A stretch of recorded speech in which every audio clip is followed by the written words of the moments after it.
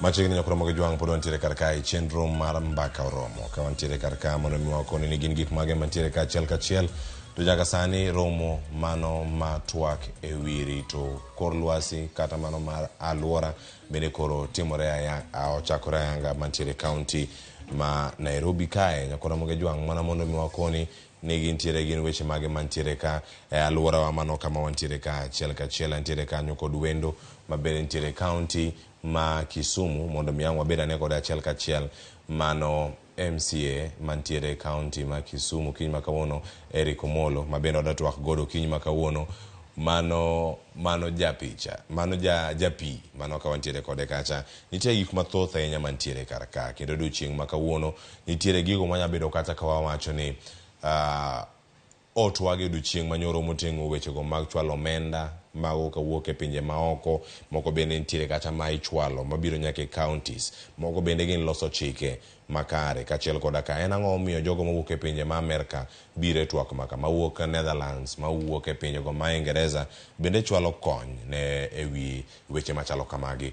Adarwako MCA Eric Omolo oyawre kendo machiegni Ramogi TV chenro mar mbaka oromo kawuono ka wantiere kae ka watwak e weche gi mago mag rito lwasi mondo lwasi obed e yo makare. Uchiew nade e kaunti ma Kisumu kose chiew ka intiere kaunti ma Homa Bay machiegni chenro kiny ma kawuono? Erokamano.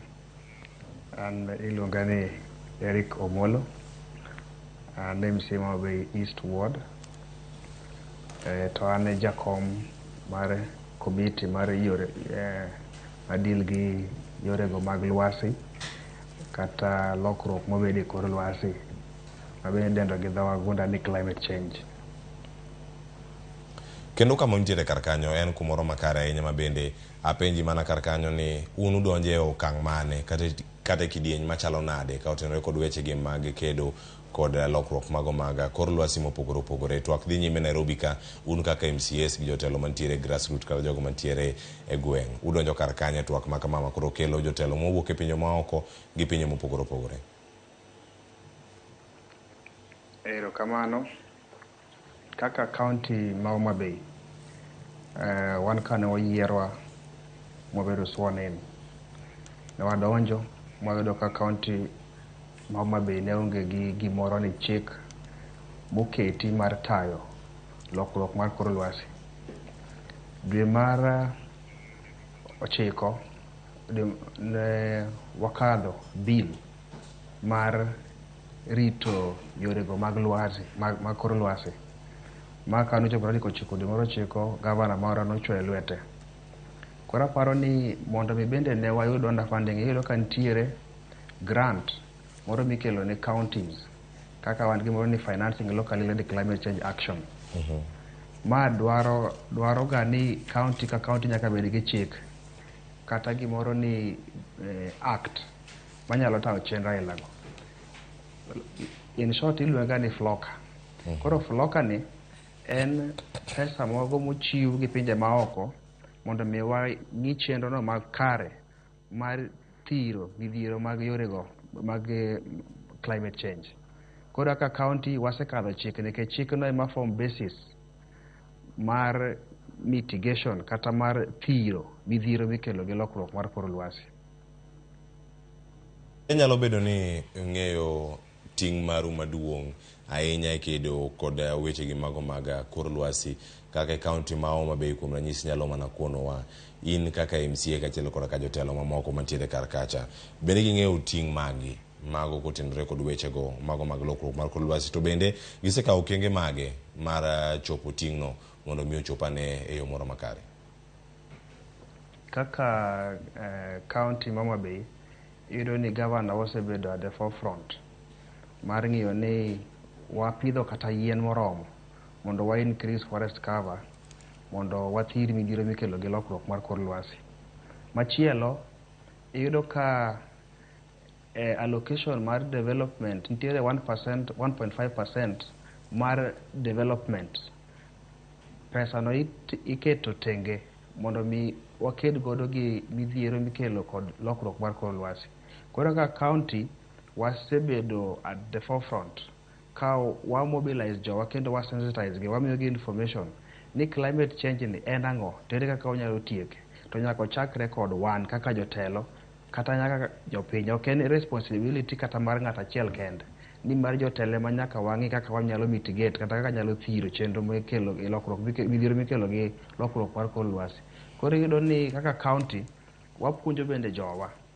Kaka sani wasefom gimoro ni World Climate Change Committee, manyiso ni watemo thiro midhiero mikelo gi lokruok mar kor lwasi koya e ward, e ilum kucho, e kor gweng' kucho nyaka malo. E kinde ma gintiere kar kae bende erokamano kuom lere e yo makare, nitie gik mathoth mapod ntiere kar kae. Eric, iyudo thuolo mar loso kod jo Homa Bay East, mago jogo ma itelonegi okinyi ma kawuono. Bende nyalo lero negi ane ni ka walose weche mag lokruok mar kor lwasi e yo ma ginyalo winjo ma ginenie, ma ok en twak kende ma iwacho ma thuo pinje mantiere Global North kod Global South, e yo ma ginyalo winjego e yo makare. Kikawo thuoloni inyalo lero negi into lokruok mar kor lwasi ni kata climate change en yo mane e kindgi kanyo kama gidake kaka jogi ma irito mantiere kacha Homa Bay East. Erokamano. Ineno term mar climate change ni ok en gima bende ji ong'iyogo ahinya. Anyalo ka samoro ochalo mana Greek e dho jowa. Koro mondo mi wakete e yo ma jowa nyalo winje, iyudo ka climate change, lokruok mar kor lwasi ni, iyudo ka ndalo machon kane ng'ato okunyo kata pi, tiyudo ka pi water levels ni yudo malo. Kaka sani aparo ni as an MCA nabiro gi initiative mar ensuring ni wakunyo pi almost in all schools. Aparo ni e ward na sani wasekunyo pige mar skul achiel kende modong' kaonge pi. To watimo ma nikech chon iyudo ka pi ne ni malo nikech jowa ne activities mag dhano kaka ng'ado yien ne onge ahinya. To dhano osedhi owuok mong'ado yien makoro pi low odong' ka ni malo, ma top soil cha saa moro amora ma koth ochwe iyudo ka low man malo cha wuok donje nam. Iyudo ka sani jowa ringo nam biro mol nyaka oko nikech nitiere gimoro ni siltation motimore ei nam. Koro siltation ni timore nikech jowa bende ong'ado yien, kasto gigo takataka moko, taka mang'eny monego bed ni warito kata wakeyo wakane kama ber dhi e nam. Tiyudo ni koro miyo pi idho malo machak duok gol jowa. Midhiero machielo mikelo gi climate change ni jowa onego bed ni winjo en ni kok wapidho yien to wa open the top soil ma koro ka koth chwe to ywero low tere i nam. Kasto midhiero kendo mikelo gi climate change ni mondo mi jowa bende understand ni climate change ni king'iyo yorego mag lwasi deeply, chon koth ne chwe ma ok inyalo predict ni kawuono koth dhi chwe chieng' ma kama, kiny koth nyalo chwe ndalo ma kama. To sani nyayudo ni dweche moko mane wang'eyo ma koth ne nyalo chwe, iyudo ka sani koro olokore. Koth chwe sama ohero. Koro ok inyalo predict kata yorego mag pur mondo mi wabed gi chenro maber mar keyo. Koro magi gin midhiero go mikelo gi lokruok mar kor lwasi. Koro jowa bende nyaka wuog oko mondo wapuonjre koya kuom jotendwa ma an achiel kuomgi, mondo watir midhiero mikelo kod dongruok gi lokruok mar kor lwasi. Moro makare kendo kama ibete kanyo kaka MCA ma Homa Bay East nitiere gigi mopogore opogore. Kawacho ni magi biro kaluwore kod timbe mag dhano, mago gik mopogore opogore mantiere kar kae. Eric, ka oganda nitiere kacha matimo weche mopogore opogore, nitie anyuongi, jok moko luongo gi nying mopogore opogore kaluwore gi kama iwuoke. Nitie jok maluonge ni Ford, jogo mantiere kacha e kaunti ma Kisumu. Anyuongi jok moko nyalo luonge go kumoro, jok maluonge ni Kwekwe, to jok moko ngi kacha ni en Water Hyacinth. En gimoro ma bende nitiere kar kacha, to lwet dhano bende nitiere kar ka. Nyaka sani nitiere species mocho kacha mowewe 3,500 kaluwore kod nonro. Kendo report ma kama wacho ni magi gik moko makelo lokruok mag kor lwasi to oganda ok ng'e. Tiwacho ni kinde ma twak ma kama dhi nyime, ma en lokruok mar kor lwasi to bende okelo lal ne oganda mathoth ahinya. Kaluwore ni kacha kama gitiyo kod nam no e yor mako rech, lupo chenro mopogore opogore mantie ka nyuongi omako nam nitie chiedh nade moganda mopogore opogore nitiere godo bende na achiel kuom yore moko ma kaunti ma Homa Bay kuom ranyisi bende ka kwekwe kata nyuongi ma bende chopo kar kacha mondo mi otame kata jogi mar timo ohandgi mano mag hondo rech kata mag timo lupo e nam kacha ere kaka inyalo bere mondo mi ka gin achiel kuom gigi manyien madonjo mondo mi orang adieri oganda ma Homa Bay oyudo lokruok makare kaluwore kod lwasi maber mantiere nyaka mago mantiere nam. Erokamano iyudo ni gibilongo ni water hyacinth ni kata nyuongene kaka sani kiwuotho e tie nam ma Homa Bay ibiro yudo kopong' kendo daro jogo malupo kendo jogo mauso rech kuondego. Ta anyuongeni bende iyudo ka ei nam ka wan gi yedhe matiyo gi oil to oil ni sama gitiyo to dhi umo pi koro iyudo ka fresh air kata muya maber ma rech onego bed ni yweyo onge. Ta anyuongeni bende ok okel muya maber kata fresh air e nam. Iyudo ni koro mano jogo mapuro kata ma nigi ohala mar loko uso rech kata man gi kejes ei nam iyudo ka nam koro ok bed gi muya maber ma rech nyalo yweyo. Maparo chien kacha iyudo ka rech moko notho Homa Bay kabisa ma jo lupo kata jogo ma pidho rech nobedo kod lal mapok odwaro yudi. Koro anyuonge ni ka county government sani wan gi program wadwa ensure ni watemo thire to wathire mana kwariwore kendo kwaketo jowa bende okawo responsibility mar bende gole oko. To ok en gima inyalo tim kod ng'at achiel kende. Mano emomiyo sani wan gi Africa Climate Summit moriwo oganda te mariwo countries te mantiere e Africa ka mondo wachak discussion wachak mbaka ni to ere kaka wanyalo riwore mondo watiek midhiero mikelo gi lokruok mar kor lwasi mondo jotelo te kata mantiere piny moro amora nikech ok en gima chando mana Africa kende en gima koro luoro piny ngima. Koro ere kaka wanyalo riwore kaka jotelo mondo wang'e kaka wanyalo rito yorego kata wanyalo thiro midhiero mikelo gi lokruok mar kor lwasi. Magi gin midhiero mabiro kaluwore kod lokruok mar kor lwasi to bende kama intiere niloso kata wechego mag omenda ma isiki ichiwo ne counties ma opogore opogore. Neno kacha dola mano maromo kacha milion ma kore lach mano chiw kanyo ne counties 10 counties ma opogore opogore mondo bende kore chwale. Tiende nang'o ka yudo ni counties wa yudo omenda ma kore lach ni to ere kaka bende inyalo kete tim mano ka gintiere kar kacha ka girango ni omenda gi adier onego bed ni imanyogi e projects mopogore opogore mageto neno ni lokruok mar kor lwasi ne oked godo e yo moro makare kaka county ma intiere kuom ranyisi nikech kanyo kama itinya miyo ranyisi bende machielo ka intiere kod ng'eyo ere kaka counties onego bed ni tiyo kod omenda kata kony mag omenda mawuok kuom pinje maoko ta ahinya ma omenda mimanyo sani e twak ma sani dhi nyime KICC but Nairobi ka iwacho wechego mago mag global funding e weche mopogore opogore mag lokruok mar kor lwasi. Eric. Erokamano iyudo ni continent mar Africa ok contribute mang'eny kata ok watelo e kelo midhiero mikelo kod lokruok mar kor lwasi. Tiyudo ni ka obire yorego mag funding kata chiwo pesa mondo mi wa support kaka wanyalo thiro midhiero mikelo gi lokruok mar kor lwasi. Tiyudo ni pesa mwayudo tin. Onego bed ni Africa ka yudo chiegni billion 50 US dollars iga ka iga mondo wathir midhiero mikelo kod lokruok mar kor lwasi. Koro ka county nitiere grant ma iyudo ka samoro waseyudo through other organizations kata partners maro mana temo lieko bilongo ni FLOCA, Financing Locally Led Climate Change Action. Koro iyudo ni gini pesa ni kobiro to biro e county to kosebiro e county to ne chik mar rito kor lwasi kata Climate Change Act wacho ni mondo mi wa ensure ni wathiro midhiero mikelo gi lokruok mar kor lwasi nyiso ni gini nyaka chakre e kor gwenge.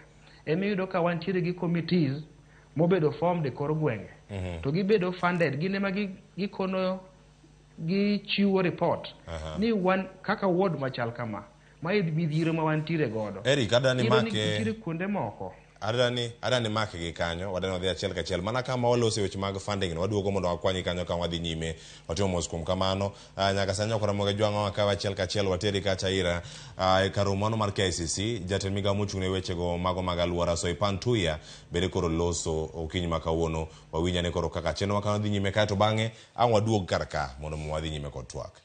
For something anew out of this week, we must not be held hostage to the past, but allow ourselves to reimagine a future where, as Africa, we lift ourselves from the fatigue of despair and make history. Excellencies, I am persuaded that the time is now, and I beseech us to respond to this historical call by proposing radical solutions to the world that will help us deal with the climate change. I invite us to listen to the inner urge calling us to serve humanity, that we go down in history, that it is out of Africa, the cradle of mankind, that the solution for climate change came forth. Excellencies, allow me now to invite, to kick us off, the President of the African Development Bank, who has been in the middle of this discourse and supporting a lot of support to the cause. Welcome, Dr. Adesina Akiwumi.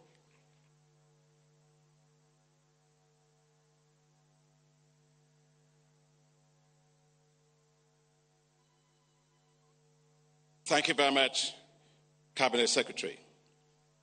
Your Excellency, William Ruto, President of Kenya, and our gracious host, and my dear brother, Your Excellency Azali Assoumani, President of Comoros and Chairperson of the African Union, Your Excellencies, Heads of State and Government, Your Excellencies, the First Ladies, Your Excellency Moussa Faki, Chairperson of the African Union Commission, Your Excellency Antonio Guterres, Secretary General of the United Nations. We are also joined today by Your Excellency Ban Ki-moon, former Secretary General of the United Nations, Your Excellency Ursula von der Leyen, President of the European Commission, Your Excellency Mustafa Madhoudi, Prime Minister of Egypt, Your Excellency Sultan Al-Jaber, COP28 President-designate, honorable ministers, ambassadors, heads of diplomatic missions, the amazing youth and women of Africa. Distinguished ladies and gentlemen, good morning, everyone. Habari sa asubuhi. I think I got it right somehow.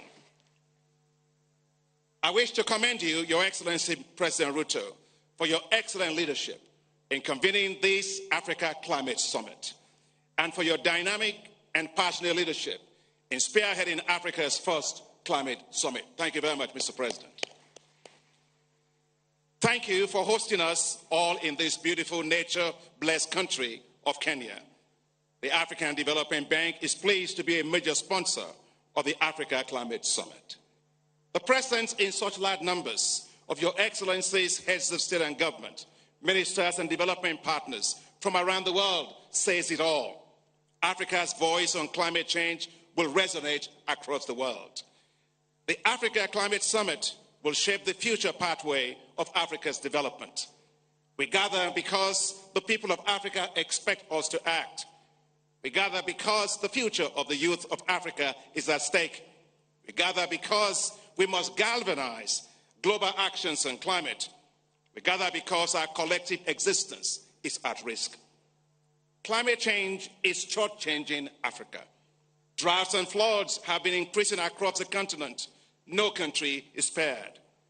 As we gather today, if we strain our ears enough, we will hear the calls of urgency from farmers whose crops and livestock are being destroyed, the voices of fishing folks whose catch is reducing and livelihoods are being imperiled, the voices of the young whose future is being compromised, the voices of women and children who bear the brunt of climate change, the voices of economies unable to cope with the ever-rising costs of climate-induced risks. We have a duty and responsibility to hear these voices and to act with a greater sense of urgency. And responding requires action at 3 levels. At the global level, the developed economies must meet their commitment to provide $100 billion annually in climate finance. The global climate financial architecture must be changed to prioritize the needs of Africa. At the national level, we must accelerate actions on climate adaptation.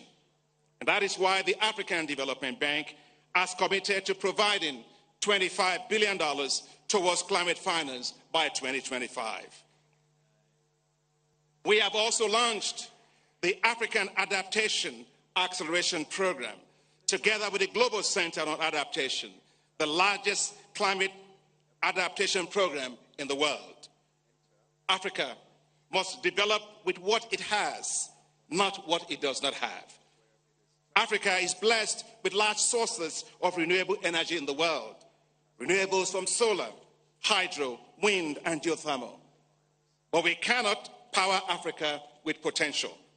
We must fully unlock Africa's renewable energy potential. That's why the African Development Bank is implementing a $20 billion Desert to Power program to harness the power of solar and deliver electricity for 250 million people. We must power every home, every school, every hospital, and provide stable, affordable, and reliable power. But we must, Your Excellencies, be pragmatic.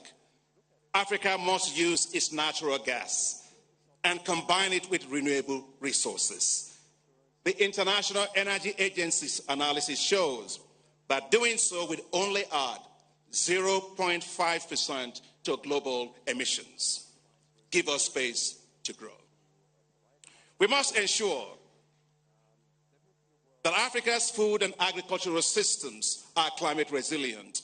The African Development Bank's flagship program, Technologies for African Agricultural Transformation, has provided 12 million farmers in 21 countries with climate resilient agricultural technologies. In Ethiopia, climate resilient wheat varieties supported by the bank has helped it to become self-sufficient in wheat in just 3 years. We are acting at scale to feed Africa with climate resilience. Under the leadership of President Macky Sall, as the then chairperson of the African Union, and the strong leadership of you, our heads of state and government, we succeeded with the Feed Africa Summit held in Dakar in January. We developed food and agriculture delivery compacts for African countries. We have mobilized, Your Excellency Presidents, heads of state and government, globally, $72 billion to support African countries to implement these food and agricultural delivery compacts and to assure food security and food sovereignty within 5 years, and doing so with climate resilient agricultural systems. I wish to recognize all development partners from around the world and the African Union Commission who work so tirelessly with us to make this happen. Thank you very much. We will repeat this at the Africa Climate Summit with the development of climate change adaptation investment compacts to help channel financing to national climate adaptation action at scale. We must ensure that resources mobilized do not stay simply in government offices, but reach and protect the lives of people in our villages, in our towns, and in our cities. All lives must be protected from climate change. We must put the youth and women at the core of climate financing. That's why the African Development Bank and the Global Center on Adaptation are announcing here today the launch of a $1 billion facility for Youth Adapt program that will accelerate access to financing for the youth to tackle climate change. The youth are not just the future of Africa, the youth are the present of Africa. The African Development Bank is also rolling out the establishment of youth entrepreneurship investment banks, new financial institutions that will support and grow the businesses of the youth all across Africa. Finally, we must revalue, Your Excellencies, the wealth of Africa by accounting for the proper valuation of its abundant natural resources, including its vast forests that sequester carbon. Few may know that the Congo Forest Basin is the world's largest carbon lungs, larger than the Amazon forest.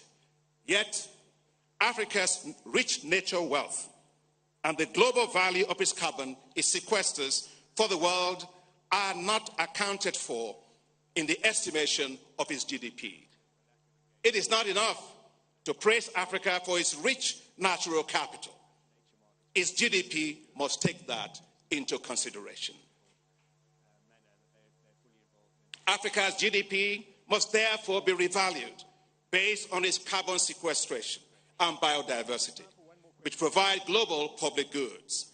If this is done, the debt to adjusted GDP ratio of several African countries will be much lower, and they will have greater headroom to borrow more financing to support their development, including investing in the greening of their economies. We must, Your Excellencies, therefore, turn Africa's economies green, not because others ask us to do so, but because it is in our interest to do so. Africa must develop its own carbon markets, properly price its carbon, and turn its vast carbon sinks into new sources of enormous wealth. Africa cannot be nature rich and cash poor. As we look towards COP28, African needs must be front and center, powered by the leadership of our heads of state and government, our youth and the private sector, and the voices of our communities. We must be the vuvuzelas of climate financing for Africa. Together with partners from around the world, let's make it happen for Africa. Thank you very much. Merci beaucoup. Gracias. Shukran. Asante sana.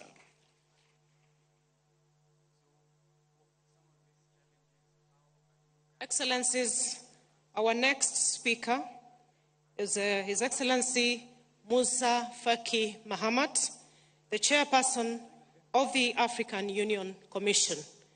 Welcome, Your Excellency. A formidable global reputation of peacekeeping. We know you have.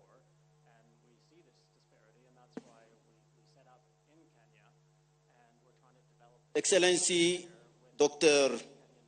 William Ruto, President of the Republic of Kenya, Excellency Azalia Soumani, President of the Union of the Comoros and current Chairman of the African Union, Excellencies, Head of State, Government and Delegation, Excellency Antonio Guterres, United Nations Secretary General, Excellency Ursula von der Leyen, President of the European Union Commission, representatives of international organizations, financial institutions, civil society, youth, women, honorable ministers, distinguished guests, ladies and gentlemen, all protocol observed. First and foremost, I would like to thank President William Ruto, the government and the people of Kenya for the exceptional hospitality accorded to us since our arrival in this hospitable and green capital, Nairobi. The beautiful and natural environment in this country augurs well for the great success of our climate summit. The organization of this climate summit in such friendly conditions in just 6 months, thanks to the decision of the African Union Summit last February, is striking proof of the excellence of your leadership, dear friend William. I sincerely congratulate you. Excellences, Mesdames et Messieurs, le récent rapport du groupe international d'experts sur les changements climatiques, GIEC, confirme nos craintes. L'Afrique se réchauffe plus rapidement que le reste du monde. Si le phénomène n'est pas stoppé, le changement climatique continuera à avoir un impact gravement toxique sur la croissance des économies africaines. La productivité agricole a été réduite de 34% entre 1961, depuis 1961 en raison des changements climatiques, plus que dans toute autre région, d'où une pression insoutenable sur les systèmes alimentaires africains. Les pays africains sont ainsi confrontés à des charges et à des risques disproportionnés découlant des phénomènes météorologiques imprévisibles, notamment des sécheresses prolongées et des inondations dévastatrices à tous les niveaux. Des crises humanitaires massives provoquent des effets néfastes sur l'économie, la santé, l'éducation, la paix et la sécurité, ainsi que d'autres risques connexes. À titre d'exemple, la saison 2022-2023, environ 18 millions de personnes ont été affectées par la sécheresse dans la seule corne de l'Afrique. Récemment, le cyclone tropical Fred a touché plus de 1,2 million de personnes et provoqué la mort de plus de 700. On estime également qu'entre 2019 et 2023, les pertes économiques dues aux catastrophes en Afrique se situent entre 20 et 35,5 milliards de dollars américains. Cette liste lugubre est sans fin. Excellences, Mesdames et Messieurs, le changement climatique n'a épargné aucun secteur. Si l'on se rappelle que l'Afrique compte environ 400 millions de personnes qui n'ont pas accès à l'eau potable et environ 700 millions qui n'ont pas accès à un bon système d'assainissement et que les évaluations d'experts indiquent un déficit d'investissement entre 11 et 20 milliards de dollars par an jusqu'en 2023, on se rend alors compte que le continent est au bord d'un vrai drame consécutif aux dégradations de ses conditions climatiques. Évidemment, ce n'est pas le seul facteur et l'on a tort de ne pas intégrer ces données dans l'analyse globale des facteurs négatifs dont la gouvernance est au centre. Je ne voudrais pas céder au pessimisme et j'essaie qu'au tableau général, nous avons bien heureusement quelques lumières et de nombreux indicateurs favorables. Je ne peux cependant pas ne pas rappeler qu'environ 600 millions d'Africains sont privés d'électricité, tandis que 800 millions parmi eux n'ont pas accès à une cuisine propre et sont donc exposés à des infections respiratoires potentielles dues à la fumée. Les infrastructures sont également mises à mal par les changements climatiques et comme vous le savez tous, répondre aux besoins de l'Afrique en matière d'infrastructures et développer des services d'infrastructures rentables nécessite des financements considérables, estimés à environ 170 milliards de dollars par an. Il est en ce sens encourageant de constater que les gouvernements africains ont consacré environ 3,% de leur PIB au développement des infrastructures au cours des 20 dernières années. C'est trop peu par rapport à certains pays émergents. La Chine et l'Inde, par exemple, consacrent respectivement 7,7 et 5,2% de leur PIB aux infrastructures. L'on perçoit ainsi dans quelle direction orienter l'effort. Excellences, Mesdames et Messieurs, ce sommet nous offre une excellente occasion de traduire les ambitions climatiques de l'Afrique en opportunités d'action pratique et de consolidation de nos voix sur les questions brûlantes du changement climatique. En perspective du sommet des Nations Unies sur le climat et à la COP28 aux Émirats arabes unis.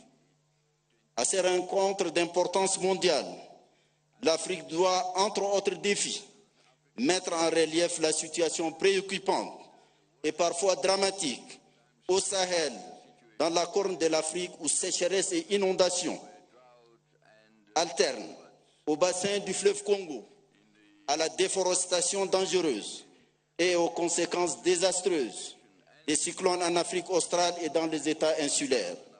Il est urgent que l'Afrique se présente à toutes ces rencontres avec des propositions concrètes à exécution sans report. Je réitère avec force mon appel de venir à ces 2 prochaines rencontres.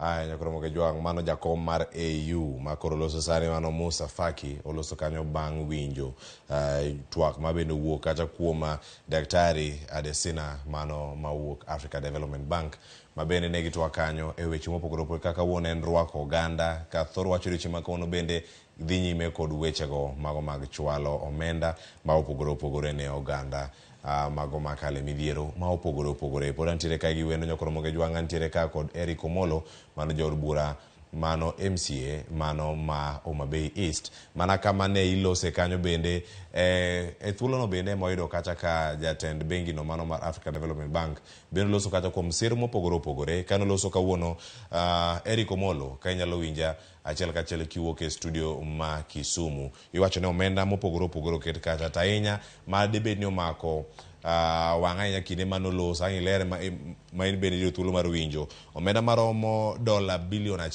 ma oket tenge ne chako chenro mago makedo kod wechego mag lokruok mar kor lwasi tainya ne ojende e kind mamoko inya madhi nyime omenda en ang'o milose wi ahinya tainya bende kaka warange kaka ikawe malo e sirkal mamalo mochop nyaka e counties wa bende korka kori neno ni en gimoro ma oseti godo kata osemi pek madwarore e twak makano donjo odiochieng' mar 2.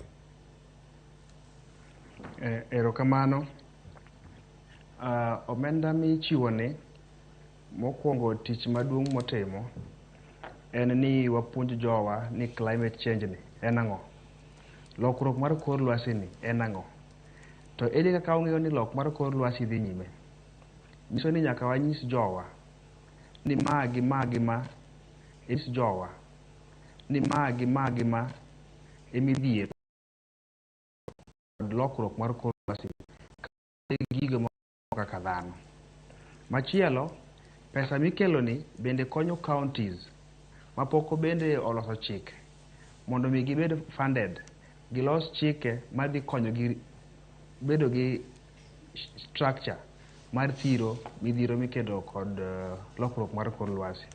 Kendo pesa ni yudo ka omiyo jowa kosebedo disbursed to counties, yudo ka pesa ni koro nyalo miyo county nyalo bedo gi program mar dhi e kor gwenge kuchocho mondo mi jowa ochiw gigo ma gidwaro notim mondo mi wathir bende midhiero mikelo kod lokruok mar kor lwasi.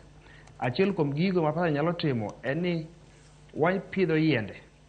Yudo ka kuonde ma kata ka county loso barabara kaka sani Homa Bay County ni barabara moro amora molos nyaka wapidh yien along the road mondo mi yien ni kadongo to yudo ka odhi help in mitigation mar effects mar climate change. Kasto machielo pesa ni bende miyo wa identify yudo ka kuonde moko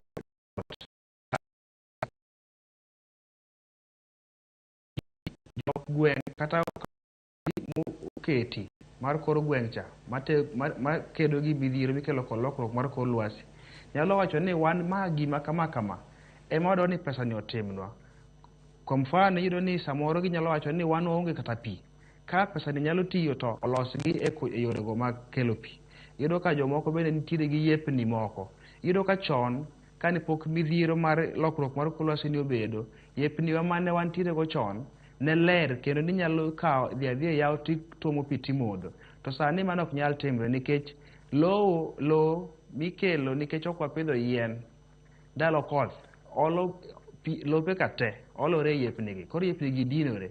Koro pesa ni bende nyalo timo dongruok ka yawo cha inyalo chodhe kata timo desilting mondo mi chuodho cha ogol oko. To pesa ni bende puonjo jowa. Iyudo ka sani samoro county nyalo amua ni watimne na sensitization. Ere kaka nyalo puonjo jowa, to nyalo tiyo kata gi media platforms mondo wapuonj jowa ni lokruok mar kor lwasi ni en ang'o. makare bende to wach mondo gigi bende ochope yo moro makare jopiny bende nyaka choke pachgi ka on gi weche moko machalo kaka mago mag public participation kaka sani lokruok mag mopogore opogore midakiel kanyo mondo mi oganda yude yuto utimo gi yo machalo nade kata ka weche gi wacho daloso kod jopiny mondo mi winje pachgi ni gin to gin weche mage madegieri mondo okete tim kotenore kod weche gi mag lokruok mar kor lwasi.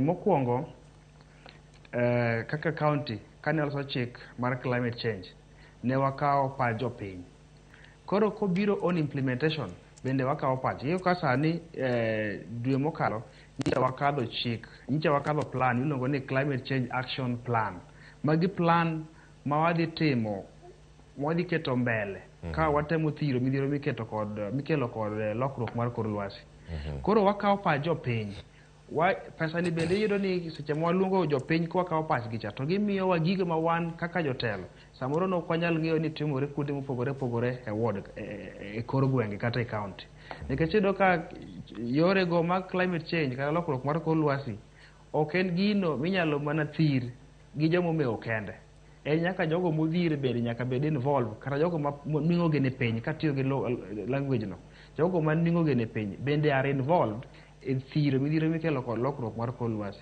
koro en gino mokawo ji te ok en kata Africa kende kata mana America counties China all these countries e piny ngima nyaka koro riwre kanyakla mondo mi githir midhiero ni to midhiero ni ka pesa cha wuok to itere counties mondo counties oti kode kaka opinion through public participation mar jopiny ni to ang'ono ma gobono timnegi mondo bende midhiero mar climate change no dwok piny kasto kaka county bende en gi priority gigo ma giketo mbele ma gidwaro ni gitim mondo mi githir midhiero mikelo gi lokruok mar kor lwasi kati yudo ka sani Homa Bay county wan gi share maduong' mar Lake Victoria Kenya ka iyudo ka gavana moro nokawo initiative mondo wagol taka madhi e kor nam cha ma en owuon owuok modhi okwany taka ka kende mondo mi wa lead by example ni gini chakore kod wan to kod in ok en ni in special mar mondo mi tiek midhiero kata mondo mi manage midhiero mikelo gi climate change koro en responsibility marwa kaka jotelo nyaka kaka jogo mantiere kor gwenge mondo wakaw gini wakete lwetwa watime moko dhirwa mondo mi warit lwasi ni generations mabiro biro mbele.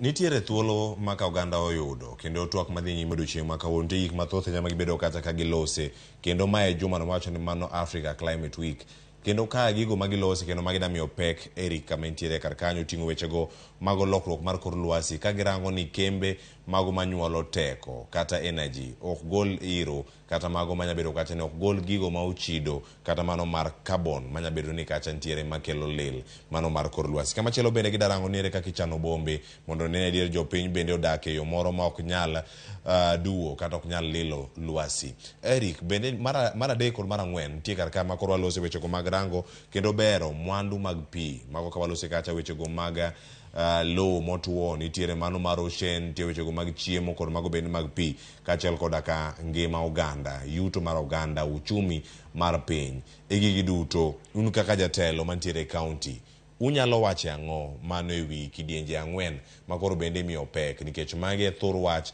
ma bende nitiere twak machalo kamano machalo mano energy systems kaachiel koda ka industries ma opogore opogore nitiere urban planning mantiere kar kacha kaachiel koda ka weche mag yewni mopogore opogore en ang'o minyalo medo e wiye kanyo in kaka jatelo mantiere e county nyaka sani wantiere kanye kaka oganda. Erokamano. Iyudo ka climate change sani timore ahinya e cities kata gwengego ma ni e towns kata iluongo ni urban settlements to kaka county kata kaka jogo mowuok motegno mondo mi othir midhiero mikelo kod dongruok kod lokruok mar kor lwasi en ni nyaka wabed gi structure nikech iyudo kaka sani nitiere discussion nitiere mbaka migoyo ni mbele ka chakre 2032 ka onego bed kata ni county ma Homa Bay bedo city to mondo mi ka county ni grow mobedo city nyaka wabed gi proper plan ni to ere kaka wachano thiro midhiero mikelo kod lokruok mar kor lwasi koro thiro midhiero mikelo kod lokruok mar kor lwasi chakore gi planning mitimo kapok city no bedo formed Mokwongo nyiso ni nyaka wa plan ni ere kaka wanyalo golo slums wagi mondo wamigi kar dak maber, kata mondo mi bende wa come up gi structures maber madhi konyogi thiro midhiero mikelo kod lokruok mar kor lwasi. Nyiso ni nyaka wabed gi proper plan. Iyudo ka samoro kata activities go kata gigo mitimo e yore go mag agriculture, iyudo ka nitiere fertilizers moko mitiyo godo maricho. Fertilizers gi koti godo e lowo, tiyudo ka gin gondo bende gi impact environment directly makel midhiero go mag lokruok mar kor lwasi. E gini do ni samoro fertilizer moti godo ketho lowo, kendo ka koth ochwe to gini endi chako dhi aoche, iyudo ka bende yield mar crops mo produce bende dok piny. Koro nyiso ni nyaka wa take the initiative from the beginning ni ka wa plan on matters mag chiemo kata food, nyaka wa team the right thing. Ka obira about coming up with the city plans, nyaka wabed gi chenro motegno madhi temo thiro midhiero mikelo kod dongruok mar kor lwasi. Kaka sani, kopo ni wapidho yien mang'eny moromo, to nyiso ni kata water table marwa nyalo bedo malo. Tido ka sani nyalo kunyo borehole kata nyalo kunyo kisima mita modhuro to pod ikoso pi. Nikech ang'o? Human activities, gigo mwatimo kaka dhano, kaka ng'ado yien, koso rito alwora marwa, ema kelo midhiero ailani. Kata samoro nyalo ni pi kunyo to pigni ok inyal modhe nikech chandruok osetimore e lowo modonjo nyaka e pi mantiere pincha, koro ok inyal tiyo kode. Koro wan kaka oganda nyaka wa take the initiative mondo watem mitigation, watem biro gi chenro moromo mar thiro midhiero mikelo kod lokruok mar kor lwasi. Achiel kuom yore mago mag thiro lokruoge mabiro kanyo e kor lwasi, counties nogo okenge kendo aneno kata ka gidigni mane chakruok mar telo manyien mago mantie sani kata e giko mokalo. Sani higni 10 osekalo kendo kaka piny Kenya kae waneno kacha ni are telo mag counties gi chak yier. Korka kori Eric Omolo intie kae kaka jal ma bende ne oyier mantiere county une jok monego bed ni loso chike makae gi ka.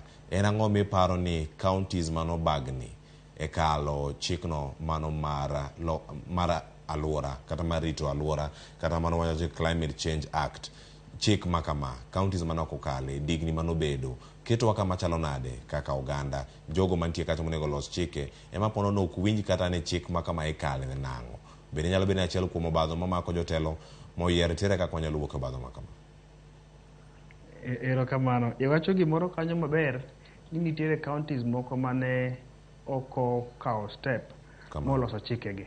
Taparo ni Homa Bay bende ne en achiel kuomgi. Kuom higni 10 mokadho, Homa Bay County pok nokadho chik mar rito alwora kata chik mar climate change ma notimore e ndalo mancha wadonje teloni. Ma an awuon kaka jakom mar committee iluongo ni Committee of Water Sanitation, Irrigation, Energy and Climate Change kendo environment benie ieka. Na en sure ni wadhiro chikne ma nokadhi. Nikech yudo ka midhiero achiel ma koso bedo gi chik timo en ni koro kinyal yudo grant kata funding ni ichiwo ne counties kata ne government mondo mi othir midhiero mitigate effects mar climate change. Koro yudo ni as a county for the last 10 years onge pesa moro amora manyalo donjo ne county manyalo tayo chenro mar thiro midhiero mikelo gi lokruok mar kor lwasi. Nikech nyaka chik bedi eka pesa be mi ok nyal mi funding ka onge kaka idhi ti kode, ka onge structure, ka onge plan. Koro ni counties mapok noloso chik, kaka sani aparo ni county achiel pok oloso chik e Kenya mzima, to Homa Bay bende ne nitiere list ma counties mane pok oloso chik, ma bende higa manokalo ni timoro chikone ema nobire gi chikne. Nyiso ni Homa Bay osechandore mang'eny, pesa oge yudi. Koro sani for the first time Homa Bay County koro dhi yudo pesa mar rito midhiero kata tiko midhiero mikelo gi lokruok mar kor lwasi. Koro pesa ni kobedo, tiyudo ka unyalo timo activities achiel ariyo adek manyalo duoko midhiero mikelo gi lokruok mar kor lwasi. Gin machalo nade kuom ranyisi? County moro amora ma ok nyal loso gini. Eric, en lweny, yes. Gin gik machalo nade kuom ranyisi? Omenda ni kochopo e county ng'ato depedre kacha ni ero climate change tie ka lokruok mar kor lwasi, midhiero ma ikelo kaka yo ero wacho ni ero weche mag anyuogi mantiere nam. Homa Bay nigi thoth mar namni mano mar nam lolwe lokruoge mage chenro machalo nade minyalo chak kuom ranyisi kata unu kaka jogo jotelo mantie kaunti ma Homa Bay mage ma uneno ni nyalo bedo kata ka imiyo opara manyime kinde makoro gigi duto bende chako timore. Yes, chenro ma pesa ni nyalo biro timo kata ma ka pesa ni ochopo ne kaunti nyalo timo en achiel mondo mi kaka sani president ne awinjo kawacho ni within 10 years onego bed ni wase plant over almost 15 billion trees. Yiende maromo billion 15 within 10 years mondo wa increase forest cover by 30%. Koro gima kama kotimore to mano one way mar solving the problem. Eni kwasepidho yien to already wasechako thiro midhiro mikelo gi lokruok mar kor lwasi. Mar ariyo, pesa ni kodonje county kacha odhi konyo coming up with the sustainable solid waste management system. Nyiso ni seche ma taka ka wawito aoya kor gwenge wadhi bedo gi structure madhi konyowa timo collection mar wabedo kata gi a given dump site madhi konyowa kao taka ka to waketo kamoro mwanyalo tiyo kodgi e yo makare. Either wanyalo tiyo kodgi nyalo reuse mondo mi kik bed gi madhara mang'eny ne alwora marwa. Kaso pesa ni kendo machielo gima nyalo timo gima important ne jowa en ni gibed gi information ni to climate change ni en ang'o. Koro pesa ni bende kobiro midhiro maduong' odhi tieko en ni odhi tieko kia mar jowa ni climate change en ang'o. Ire ka odhi tieko kia ni wadhi okawo pesa ni dhi tiyo godo kuom puonjo jowa ni climate change en ang'o.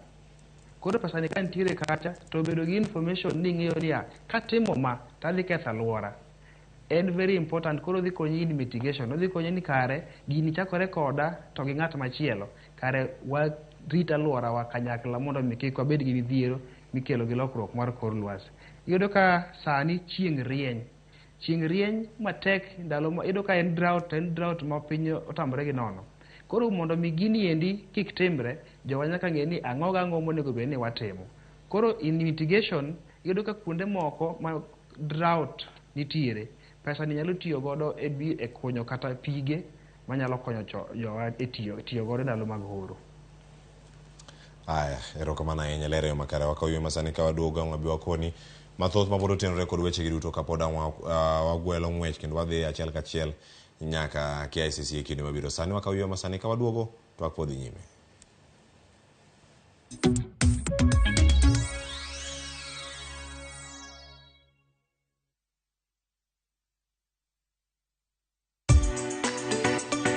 Ik milimili mar dhogi ne wuodh kid chiemo mopogore. Chenro ka chenro dhialo mit chiemo gi nyadhi mopogore. Rabuon ni apidha iluongo ni surambaya.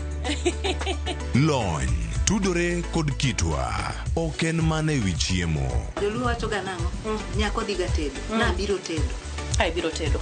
En hera gi lony moketi e loso chiemo ka chiemo. Sama koro gibage, sama idhi moye, to ni medo ne sukari matin. Sukari miyo konyo gi fermentation. Omiyo, kihero chiemo, in jatedo, kata mana ng'ama ohero tedo. Tudri kodwa tich adek juma ka juma e chenro mar tedo gi chiemo gi Jailieta mana e Ramogi TV.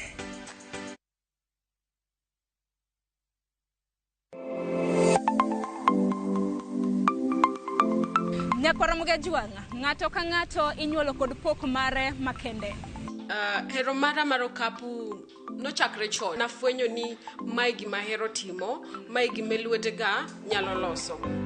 Ramogi TV koro mi pok mopogore opogore manyalo loko ngimani. Nitie gima iluongo ni giving back to the community. Like iga moantie ni asepuonjo ji ariyo Chenro mar pok opogore nyaka Ramogi juanga biro ni chieng' tich ang'wen ka tich ang'wen chakre saa 2 nyaka saa 3 mar okinyi.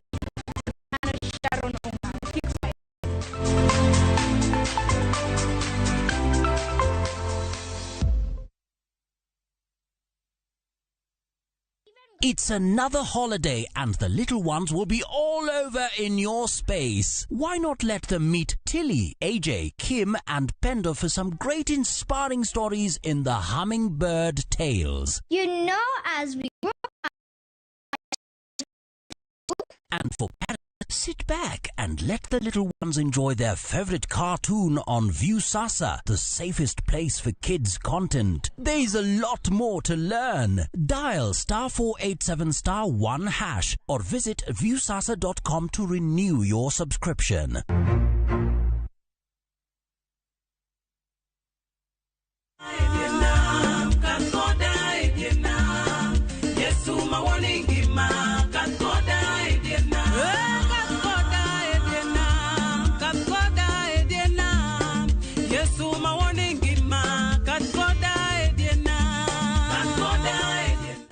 Opaku Yesi, iluongani Morin Benson. Mondo mi yud wer mar Kadkoda Yesi ni kaka skiza timari di *822*784#. To parie ni Ramogi TV en ot mar jower duto te. Amen. Vike Ibambe na View Travel. Masai Mara or Amboseli from 14K, Savo or Samburu from 24K, Mombasa, Diani or Malindi from 14K, self-drive deals from 3K, Dubai and Zanzibar from $560, Mauritius or Seychelles from $1,000, South Africa and Thailand from $1,080, Malaysia, Singapore and Egypt from $1,200, and Maldives and Santorini from $2,000. Call 0703-254-254 for bookings.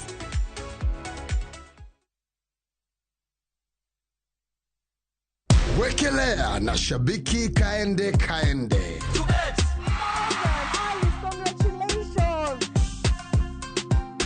Naitwa Alice Mutindi, nimetoka Embu. Nikapigiwa simu kwanza nikaignore, nikapigiwa tena nikashika. Nikaambiwa ninapigiwa kutoka Shambiki. Nikakumbuka, ulikuwa umecheza. Nilikuwa nimecheza. Sikuwa naamini hadi saa hii bado. Ulipiga nduru. At least ni enlarge my business. Chezeni mazita win pia nyinyi. Wekelea na 50 bob pekee for a chance ya kuomoka na 500k. Lazima kaende, yende kila wiki. Minadai wote twenda hivi. Not for persons under the age of 18. Shabiki.com is authorized and regulated by BCLB under license number 416.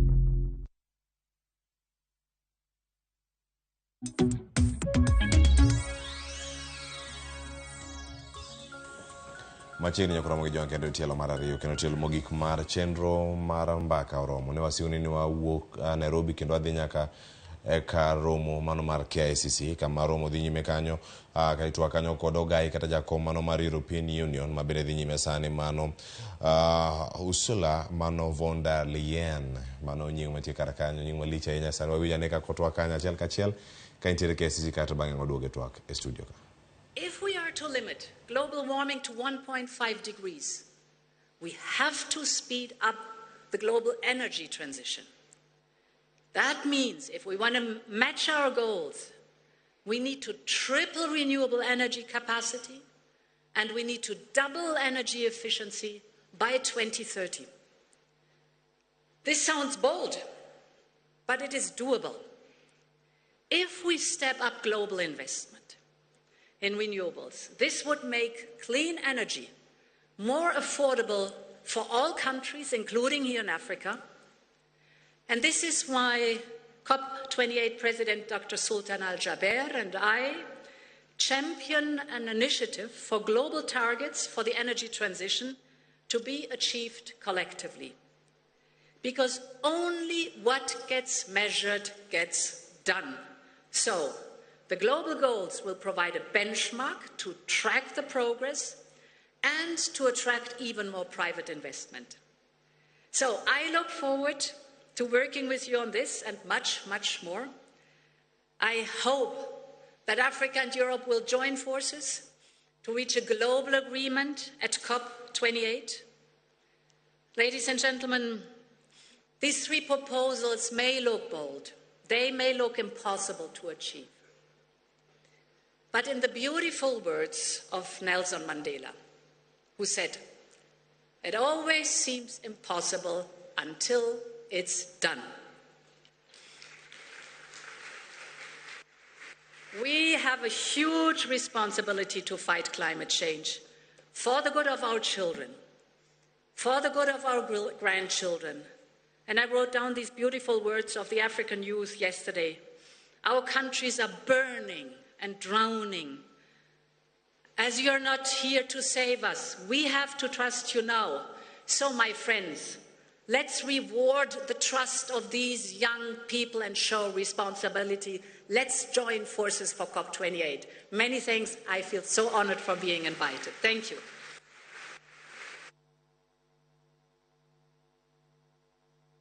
Thank you very much, Your Excellency. Excellencies, the Nairobi African Leaders Declaration on Climate Change and Call to Action, which we hope that we will get from you, Excellencies, tomorrow, will take a tour of the United Nations Secretary General Summit, then eventually to the UAE for COP28. What better way to start preparing the way for the declaration than by having the COP28 President-designate, Dr. Sultan Al-Jaber, the COP28 President-designate, to address this summit. Dr. Al-Jaber is the Minister of Industry and Advanced Technology of the United Arab Emirates. Welcome, Your Excellency.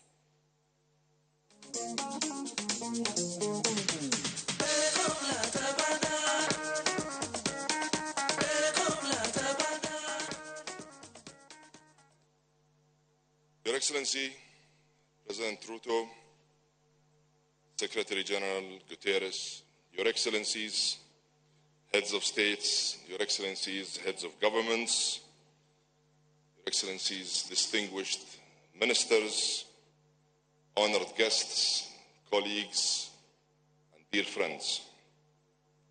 It is indeed my pleasure to be back here in Nairobi and to have the opportunity to share with you my thoughts at this inaugural Africa Climate Summit, where Africa is evidently championing a new vision for climate action.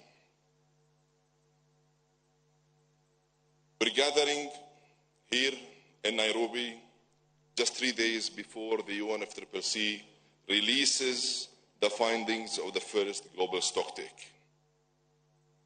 And let's just face it, we already know that the world is way off track, and we know what this report will actually say and what it will conclude.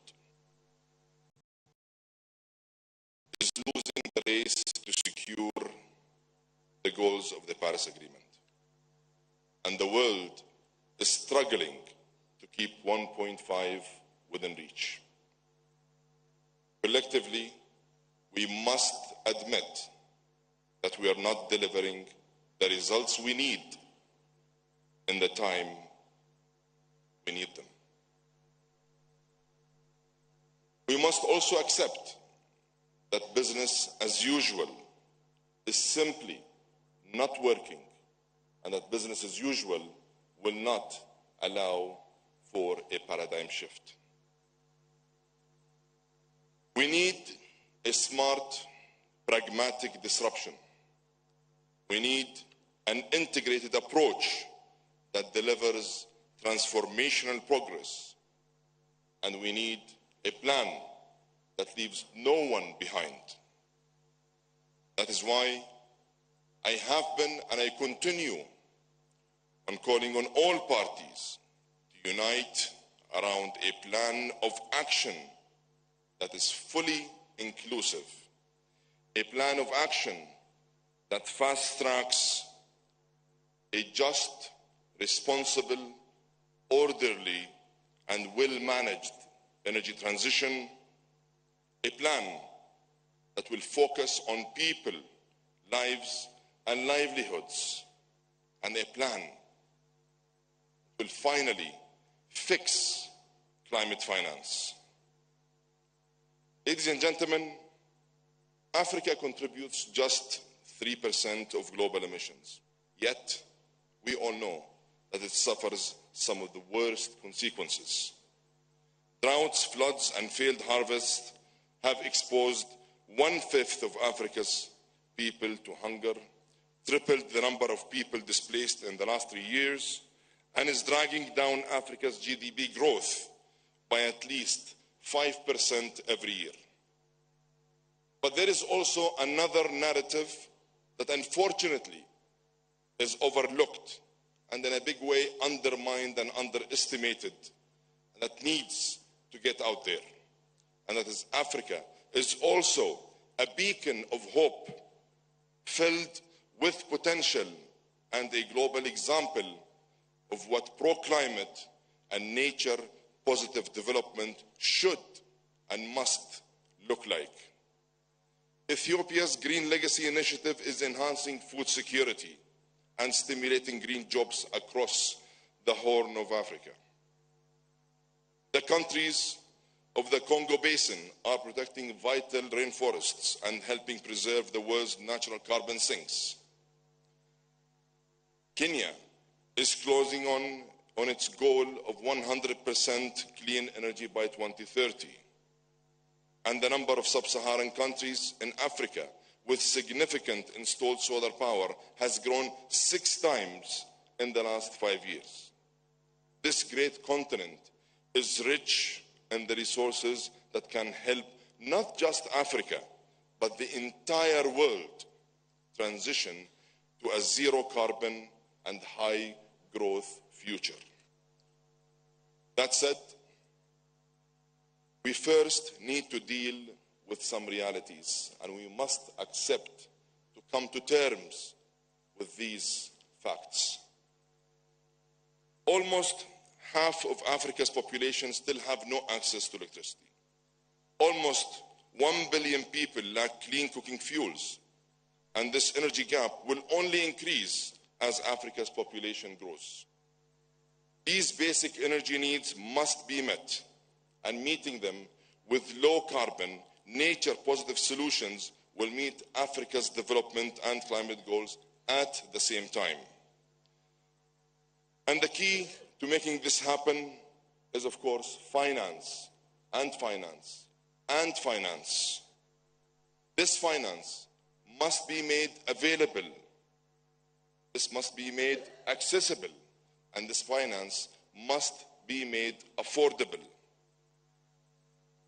According to the African Development Bank, $250 billion annually is required to meet Africa's climate finance needs.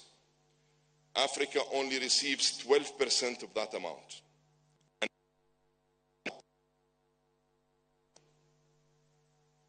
We can all agree that this is neither just or equitable.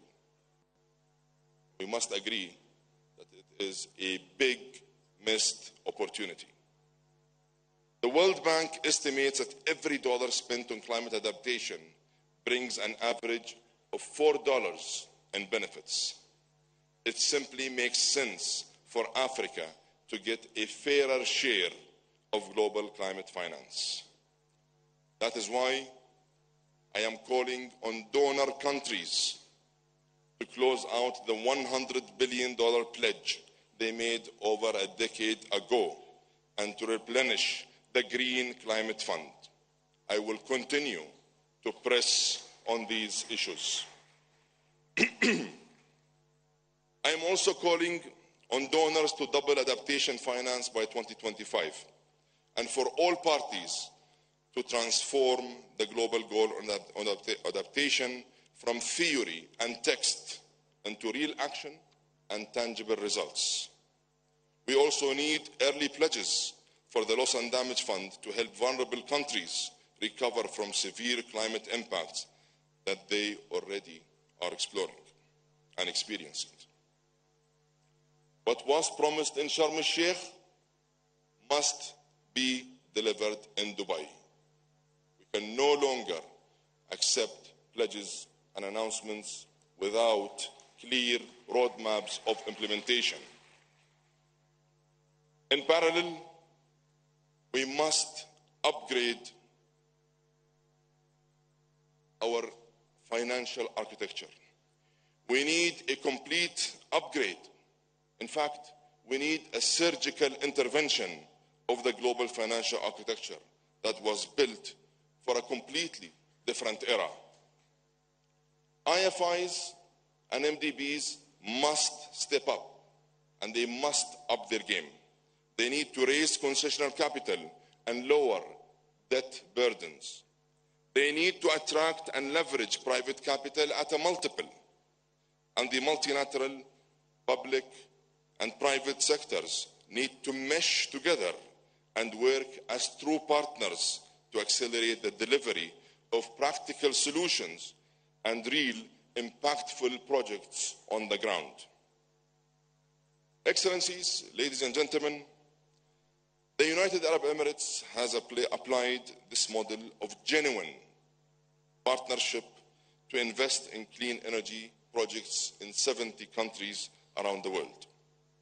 We have always chosen to meet global challenges by building bridges and working with like-minded partners on solutions in the pursuit of progress and sustainable development.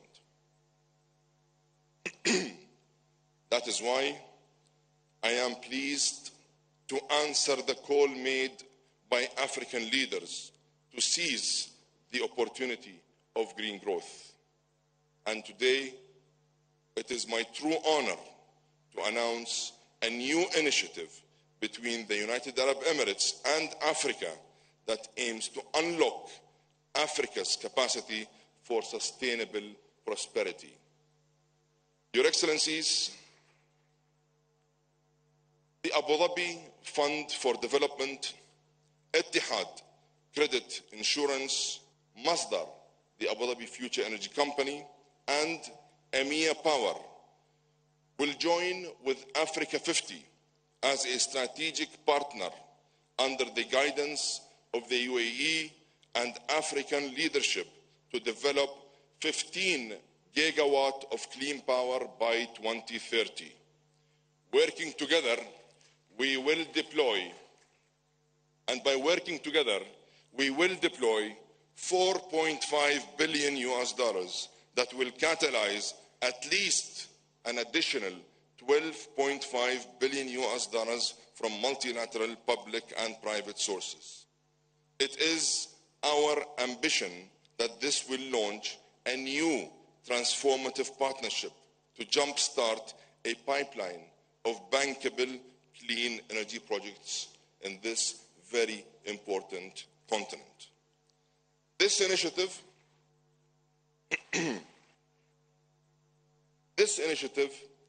will target countries with clear transition plans, robust regulatory frameworks, and a real commitment to putting the necessary grid infrastructure in place. It will clearly demonstrate the commercial case for clean energy investments across this very important continent. This initiative is designed to work with Africa and for Africa. It will act as a scalable model that can and should be replicated. And it will support COP28's global goal of tripling renewable energy by 2030. And here, let me take the opportunity to thank His Excellency, the President of Kenya, and his government, and the African Union Commission and the EU Presidency for championing this goal alongside COP28. It's through their leadership that they are choosing a path that makes economic and climate sense at the same time. And let me extend an open invitation to all Africa's leaders to join us at COP28 to help mark a new, ambitious era for Africa's sustainable growth. Ladies and gentlemen, as COP28 approaches, I am determined that it is a turning point that delivers for everyone, everywhere. We don't want to leave anyone behind. Climate change is a global fight, and it demands a global solution.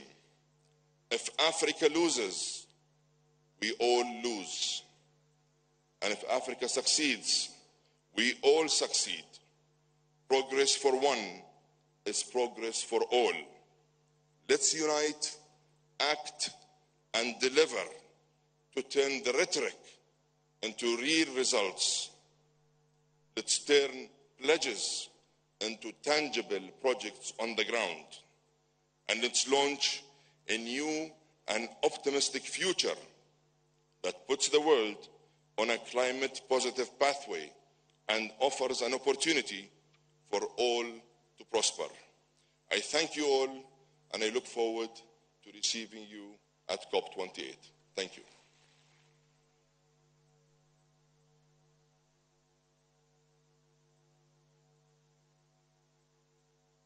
Thank you, Excellency.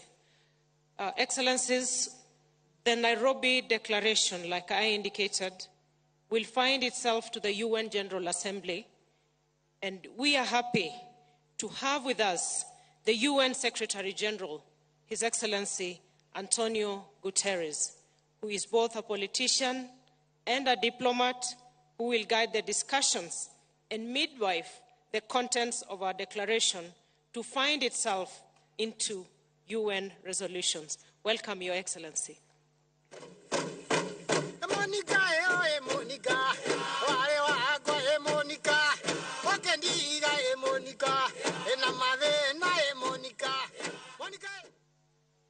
Your Excellency, dear President William Ruto, thank you very much for your initiative, your enthusiasm, and your leadership that brought us together. Asante sana. Excellencies, friends, an injustice burns at the heart of the climate crisis, and its flame is scorching hopes and possibilities here in Africa. This continent accounts for less than 4% of global emissions, yet it suffers some of the worst effects of rising global temperatures. Extreme heat, ferocious floods, and tens of thousands dead from devastating droughts. The blow inflicted on development is all around, with growing hunger and displacement, shattered infrastructure, systems stretched to the limit, all aggravated by climate chaos not of your making. It is still possible to avoid the worst effects of climate change, but only with a quantum leap in climate action. The people of Africa and people everywhere need action to respond to deadly climate extremes. First, we need far greater climate ambition, with countries hitting fast forward and massively accelerating action to limit temperature rises and impacts.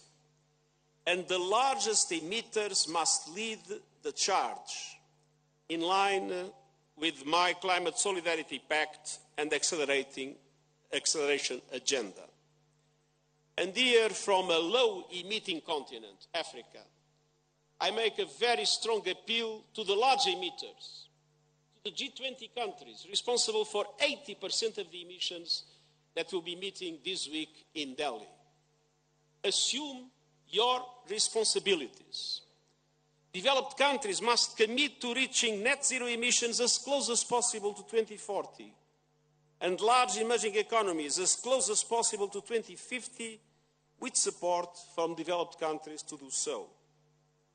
And it's time to break our addiction to fossil fuels and invest in a just and equitable transition. We need to see credible plans to exit coal by 2030 for OECD countries and by 2040 for the rest of the world. And we need ambitious renewable energy goals in line with 1.5-degree limit. And we must bring affordable electricity to everyone on Earth, and particularly in Africa, while simultaneously reaching net zero electricity by 2035 in developed countries and 2040 elsewhere. Second, reaching these targets requires climate justice. Developed countries must present a clear and credible roadmap to double adaptation finance by 2025 as a first step towards devoting at least half of all climate finance to adaptation. And they must also keep their promise to provide $100 billion a year to developing countries for climate support and fully replenish the Green Climate Fund. And all countries must also operationalize the loss and damage fund proposed at COP28 this year. Every person on Earth must be covered by an early warning system by 2027 by implementing the action plan we launched last year. And 6 out of every 10 Africans currently lack access to these systems. The Early Warning for All Africa Action Plan, launched yesterday under the leadership of the African Union, will be critical to addressing this need. And more broadly, we need a course correction in the global financial system so that it supports accelerated climate action in the context of sustainable development. And we can't achieve one without the other. And this means an international financial system that is able to provide an effective debt relief mechanism that supports payment suspensions, longer lending terms, lower rates. And it means recapitalizing and changing the business model of multilateral development banks so they can massively leverage private finance at affordable rates to help developing countries build truly sustainable economies. The global financial system must be reformed to be an ally of developing countries as they turbocharge the just and equitable green transition that leaves no one behind. Which brings me to my third point, making Africa a leader in renewable energy and green growth. This continent is rich in renewable energy potential. Africa is home to 30% of the mineral reserves that are critical to renewable and low-carbon technologies like solar power, electric vehicles, and battery storage. Of course, we must not repeat the mistakes of the past. To truly benefit all Africans, the production and trade of these critical minerals must be sustainable, transparent, and just across every link of the supply chain, with maximum added value produced within African countries. Leadership is also helping to generate innovative green economies anchored in renewable power. From the Great Africa, where over 85% of electricity generation comes from renewable, including massive power projects in Ethiopia, Kenya, and Sudan, to wind and solar projects in Egypt, Algeria, Tunisia, and Morocco, Mozambique, which gets nearly 100% of its energy from green and sustainable sources, to the increased installation of large-scale solar projects, including in South Sudan. At the same time, Africa is home to 60% of the world's best solar resources, but only 2% of global investments in renewable energy over the last 2 decades. Now is the time to bring together African countries with developed countries, financial institutions, and technological companies to create a true African renewable energy alliance. With adequate access to financial resources at reasonable cost and technological support, renewables could dramatically boost economies, grow industries, create jobs, development, by reaching the over 600 million Africans living without access to power. Renewable energy could be the African miracle, but we must make it happen. We must work together for Africa to become a renewable energy superpower. Excellencies, friends, just as the injustice of climate change burns fiercely here in Africa, so do the opportunities. I'm convinced that Africa can be at the heart of a renewable future. The summit and the solutions being discussed here represent a big step forward, but our countries must not be alone in this journey. At the end of this month, I will hold, on the way to COP28, a Climate Ambition Summit to summon the world's attention and committed action to climate change and the need to support developing countries as they transition to a renewable future. Ambition in mitigation must be in parallel with ambition in climate justice. Now is the time for all countries to stand as one in defense of our only home Let's deliver the climate justice that Africans, the world and the planet we share demand and deserve. Asante sana.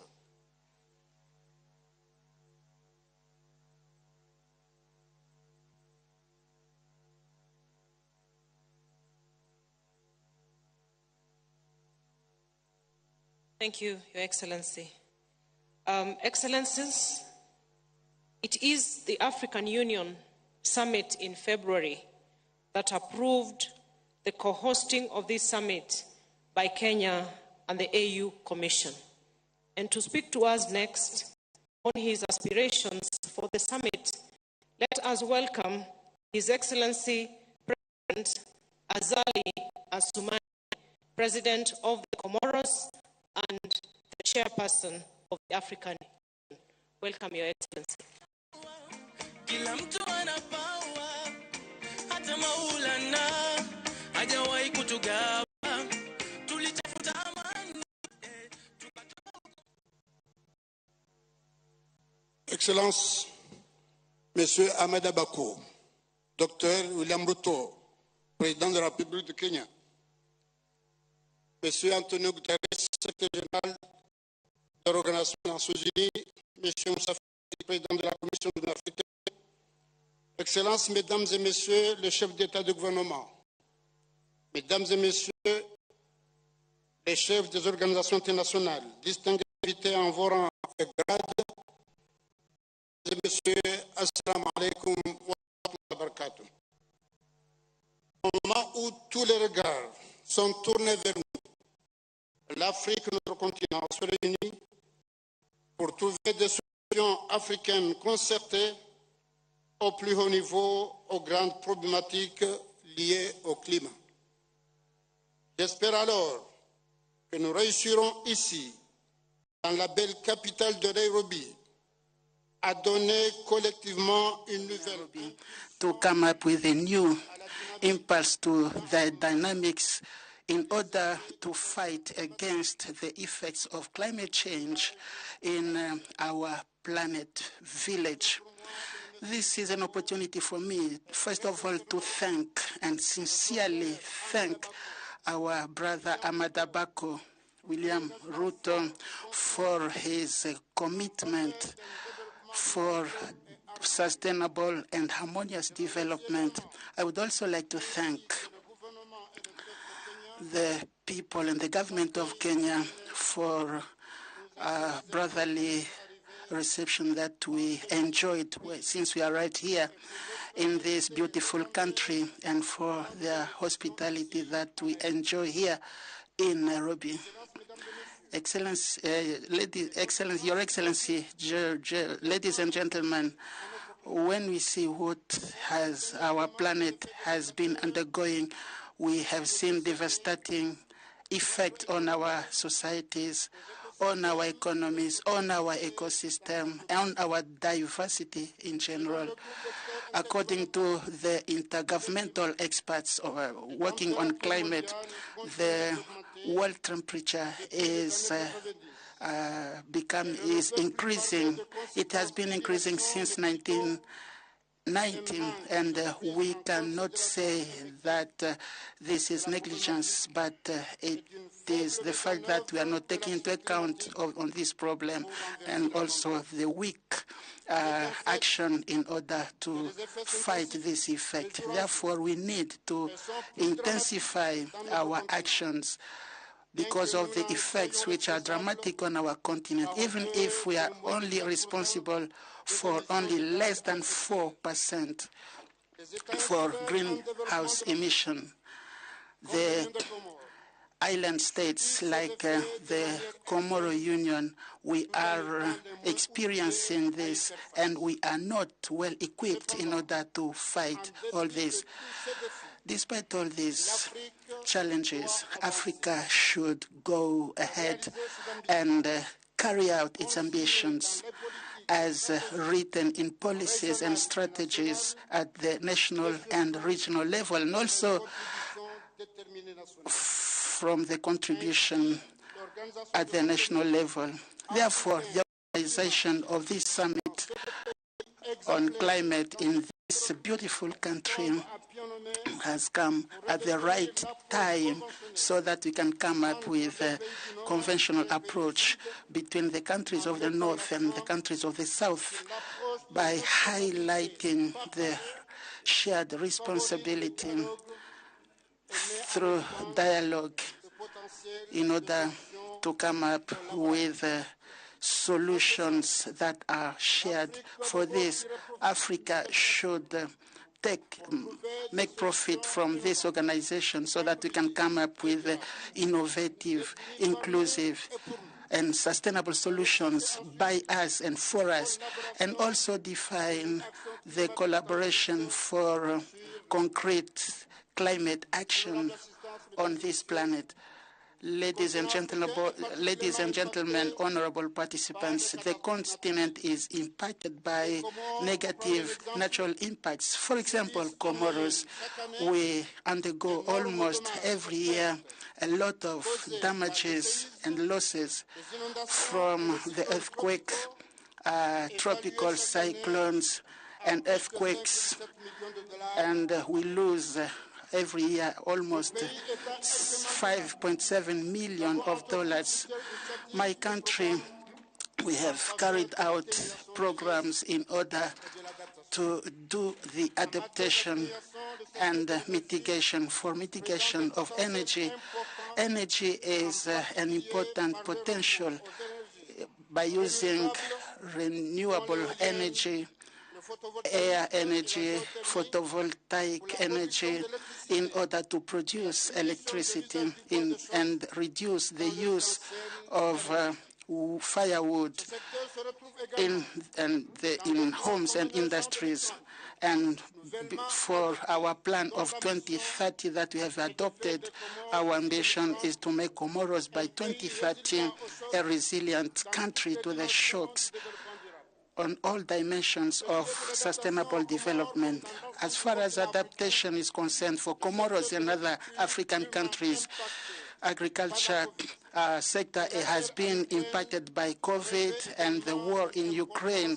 That's why it is very important, because we have seen the repercussion of this and aggravated by the food crisis that we have experienced.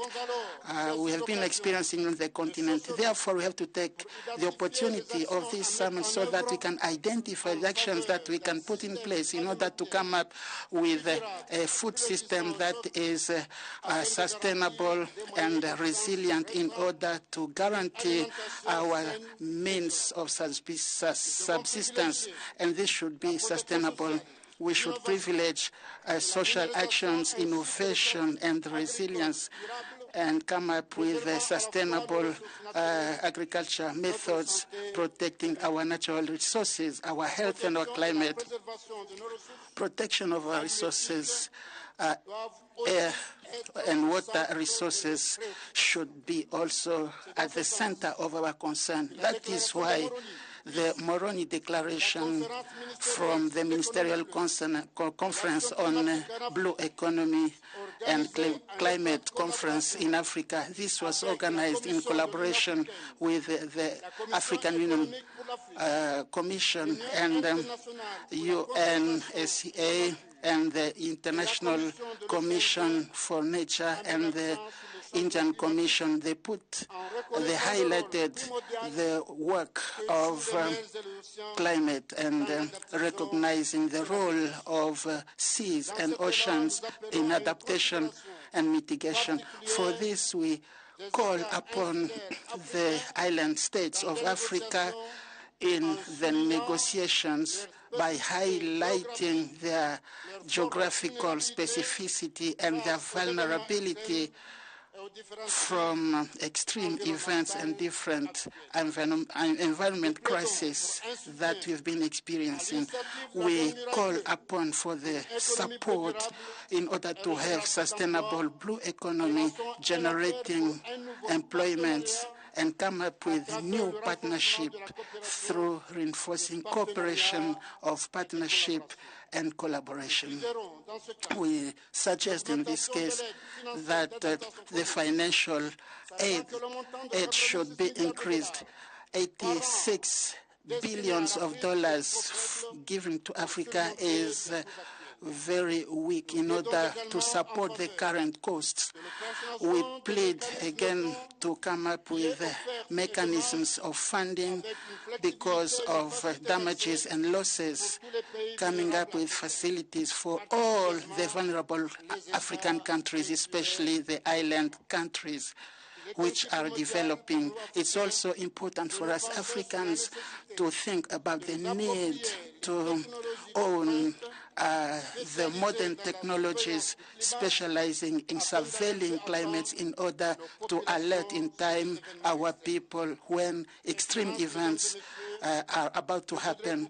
Ladies and gentlemen, Your Excellencies, to summarize, I can say that the world threat of climate change and the effect of environment is going to exacerbate the complex nature of the world, which affects women and youth in a disproportionate manner.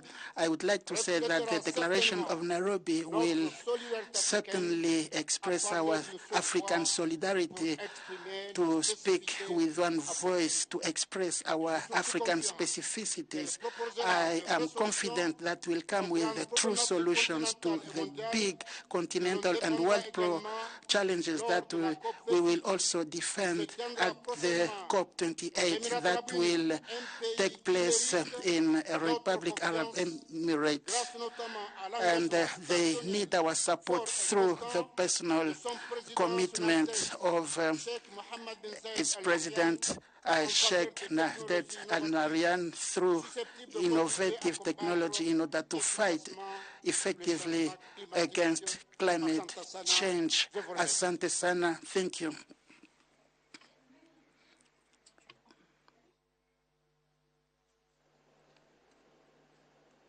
Thank you, Your Excellency.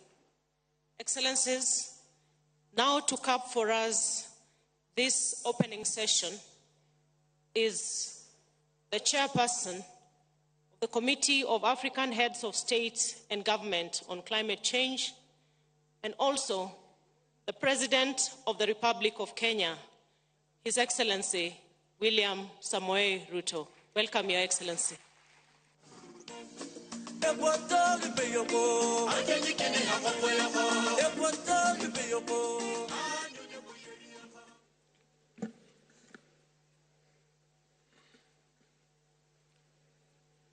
Your Excellencies, honorable ministers, distinguished participants, delegates, ladies and gentlemen, good morning and welcome to Kenya. This African moment is a global moment where climate action is actually green growth. I am delighted to be here with you for a number of reasons. First, I am excited to participate in this summit as a scientist who has done some research on ecological impacts of human activity on fragile and precious ecosystems, including rivers and wetlands.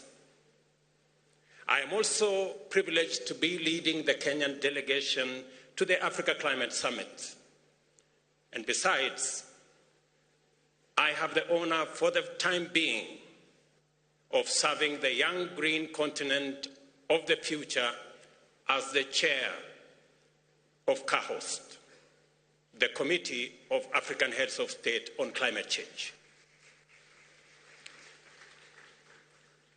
And for hosting this event with my good brothers from the AU.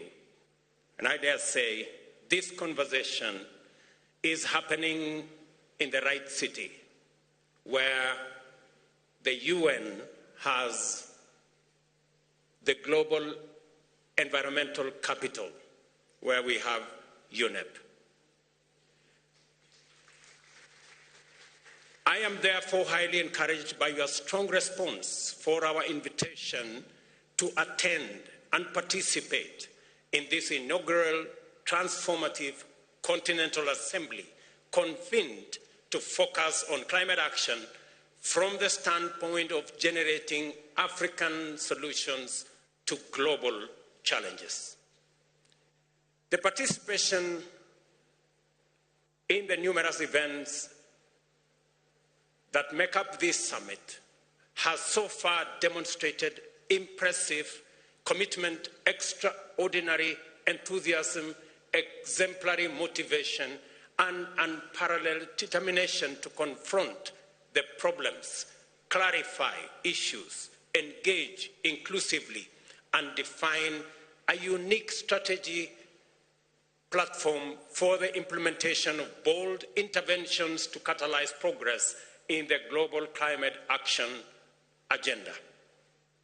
I welcome you to Nairobi, our burgeoning and sleepless green city in the sun that is bounded by a national wildlife park and a close canopy of indigenous forest. In between, our capital pulsates with the restless energy of community, enterprise, industry, innovation, learning, fun, and adventure.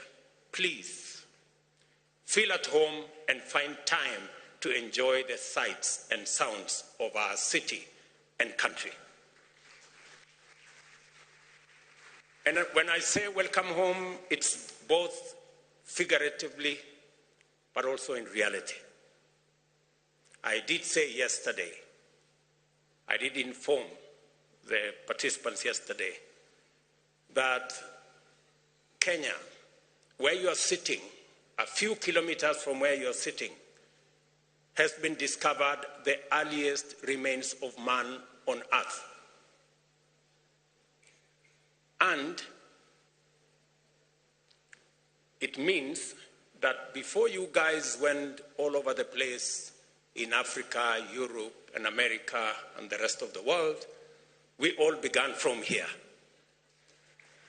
And therefore, it is correct for me to tell you, welcome home.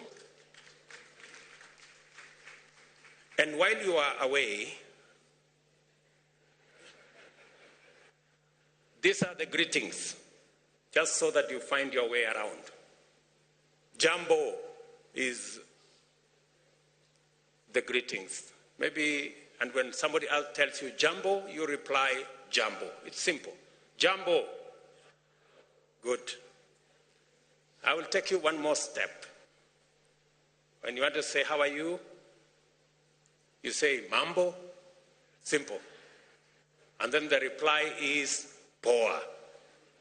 Okay, let's go. Mambo. Good.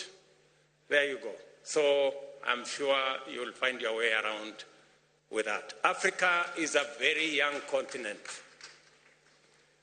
Our median age is 19. Africa's youthfulness is precisely the attribute that has inspired African leaders to imagine a future where Africa finally steps into the stage as an economic and industrial power, an effective and positive actor on a global arena.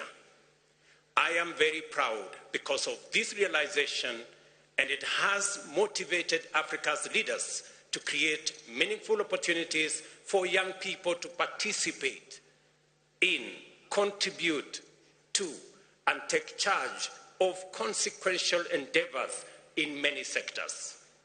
This bold policy is already transforming the strategic landscape of climate action and is swiftly propelling our continent to a focal point of global sustainability agenda. On Sunday, at the Youth Summit, we saw for ourselves the immensity of the potential that we can unleash simply by facilitating positive youth action at all levels in every sector. Potential and opportunity are both futuristic propositions. The African Climate Summit has been designed to enable us locate our intense engagements and the most energized discourse in order to facilitate imaginative, problem-solving, and innovative interventions that are bold enough to meet the critical challenges of the present and future times. This is why potential, opportunity, the future, and youth are recurrent themes that underlie our interactions in this summit. We have convened here to consult, deliberate, and collaborate in imagining and designing the future of climate action globally and its implications for African aspirations to achieve shared prosperity within one generation. This summit is dedicated exclusively to the transformation of potential into opportunity, the conversion of ideas into actions, and the turning of plans into results.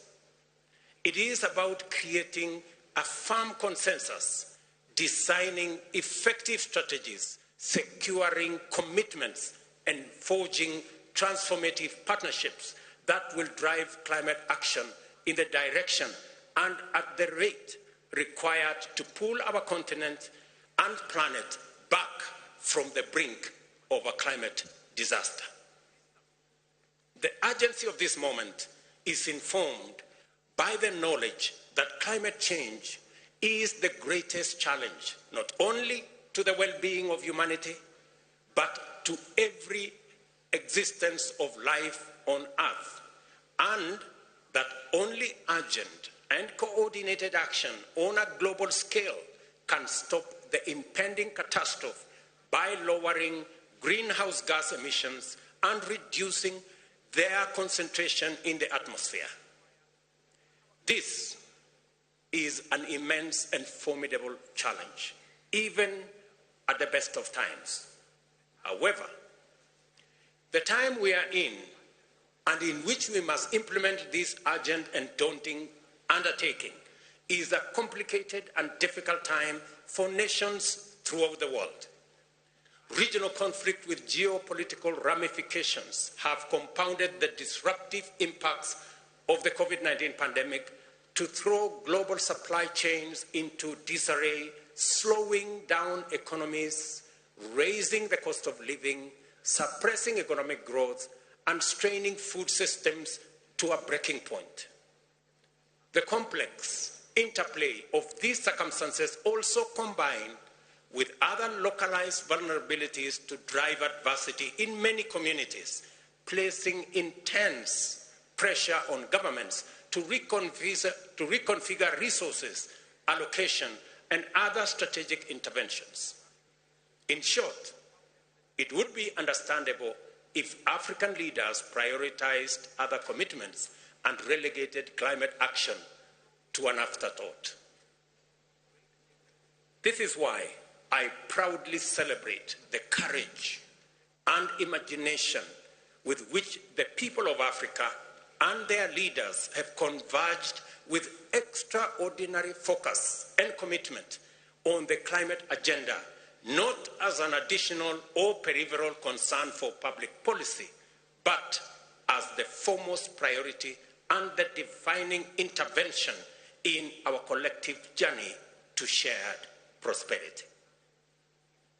As a result, patient consultation, thorough debate, determined collaboration, and bold confrontation of facts in issue, it has become clear to us at the Africa Union, under the aegis of the Committee of African Heads of State on Climate Change, that tackling climate change also produces the solutions for the complex interconnected crisis that we face today. This is what this summit is designed to underscore. Collectively, we hold the power to transform the current continental and global trajectory. More critically, we all have an urgent responsibility to do so with a sense of collective purpose that matches the sense of urgency demonstrated by Africa's young people at the Youth Summit earlier this week. Although we are gathered here to explore the means by which we can unite in action for the greater good, we have taken full account of the fact that we are not all at the same place in terms of our experiences with climate change. All countries struggle to achieve socio-economic progress under various constraints.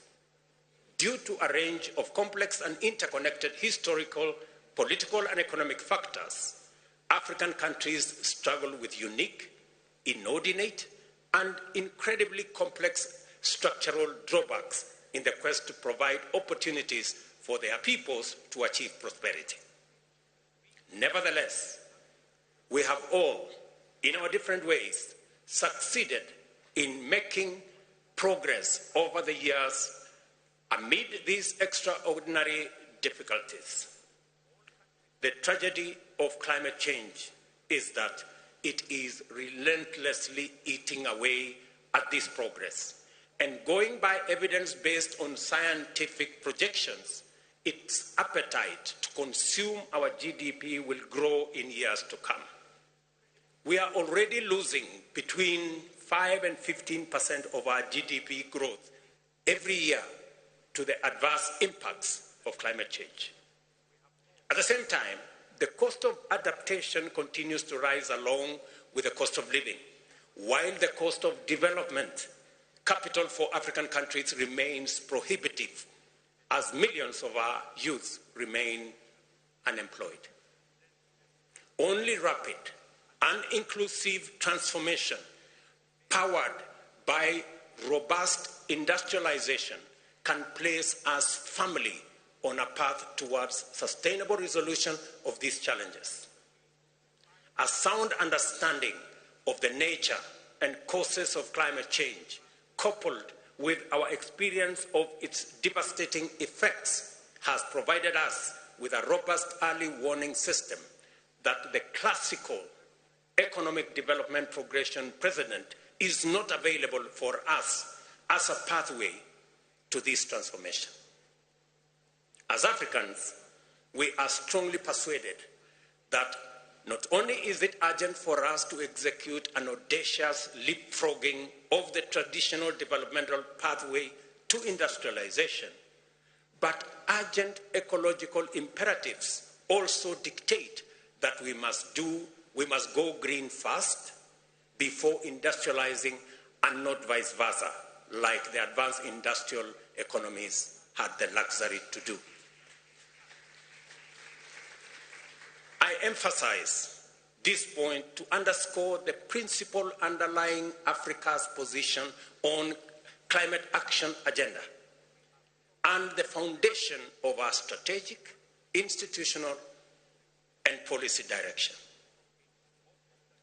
We have an unprecedented opportunity to abandon the well-trodden yet unsustainable path of the past and forge a new route that aligns economic inclusion and shared prosperity with climate commitment imperatives. Africa's low rate of greenhouse gas emissions must not relegate us to the margins and footnotes of the global climate agenda. Africa must step forward as the cornerstone around which effective climate solutions are built. Yesterday, I encouraged participants in this summit to disregard the grievance standpoint and instead consider climate action imperative through an opportunity lens.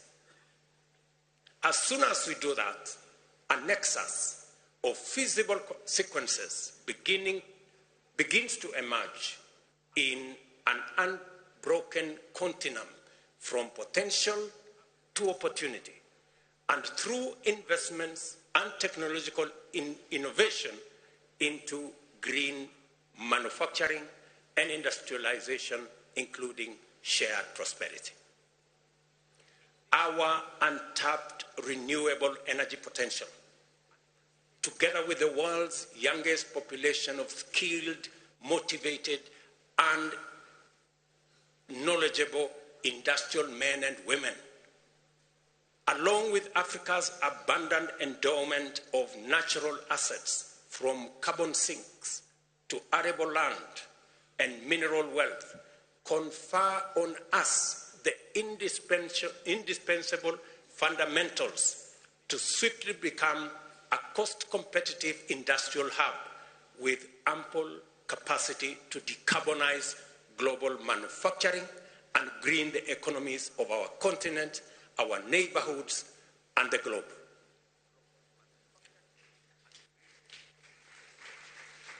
It is good for us to be open about the need to confront a couple of basic truths.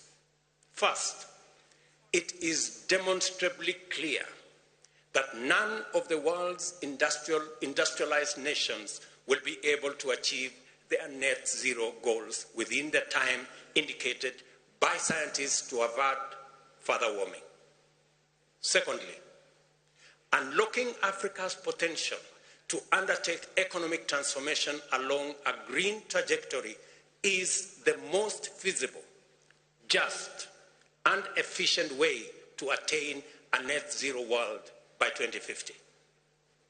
With those two combined, Africa's capacity to limit its own emissions is the clearest pathway to enable the world to achieve its climate action targets. Africa's opportunity is a global opportunity and a chance for humanity to redeem its intergenerational legacy. Scientific experts have consistently demonstrated from analyzing available evidence and making projections that these can be achieved while generating jobs in their millions, creating enormous investment opportunities, and catalyzing unprecedented economic growth. Under a proper green growth paradigm, climate action also serves as a robust engine for poverty reduction, employment and wealth creation, and economic transformation. By definition, effective climate action must entail technological leapfrogging to disrupt and invent the industrial development pathway and go green fast. It must also involve effective decarbonization of global production and supply chains and deliberate efforts to remove carbon from the atmosphere at scale.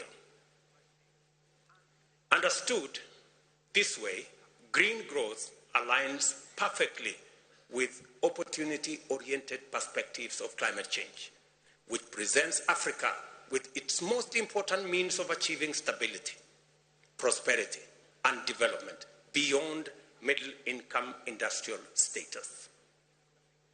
To achieve green growth, we in Africa have committed to move with speed and under various effective frameworks to develop the necessary instruments, institutions, policies, and strategies through which we shall design and implement incentives that will accelerate the delivery of priority actions. We shall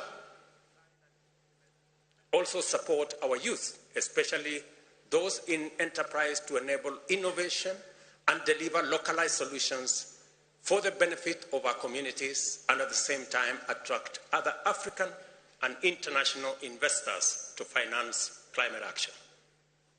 Every step of this journey will require partnership that facilitate collaboration and multilateral collective action to achieve just development financing mechanisms, deliver equitable access to markets for Africa's green products and services, and a just regime that provides liquidity, debt relief, and affordable investment capital everywhere on the continent at scale.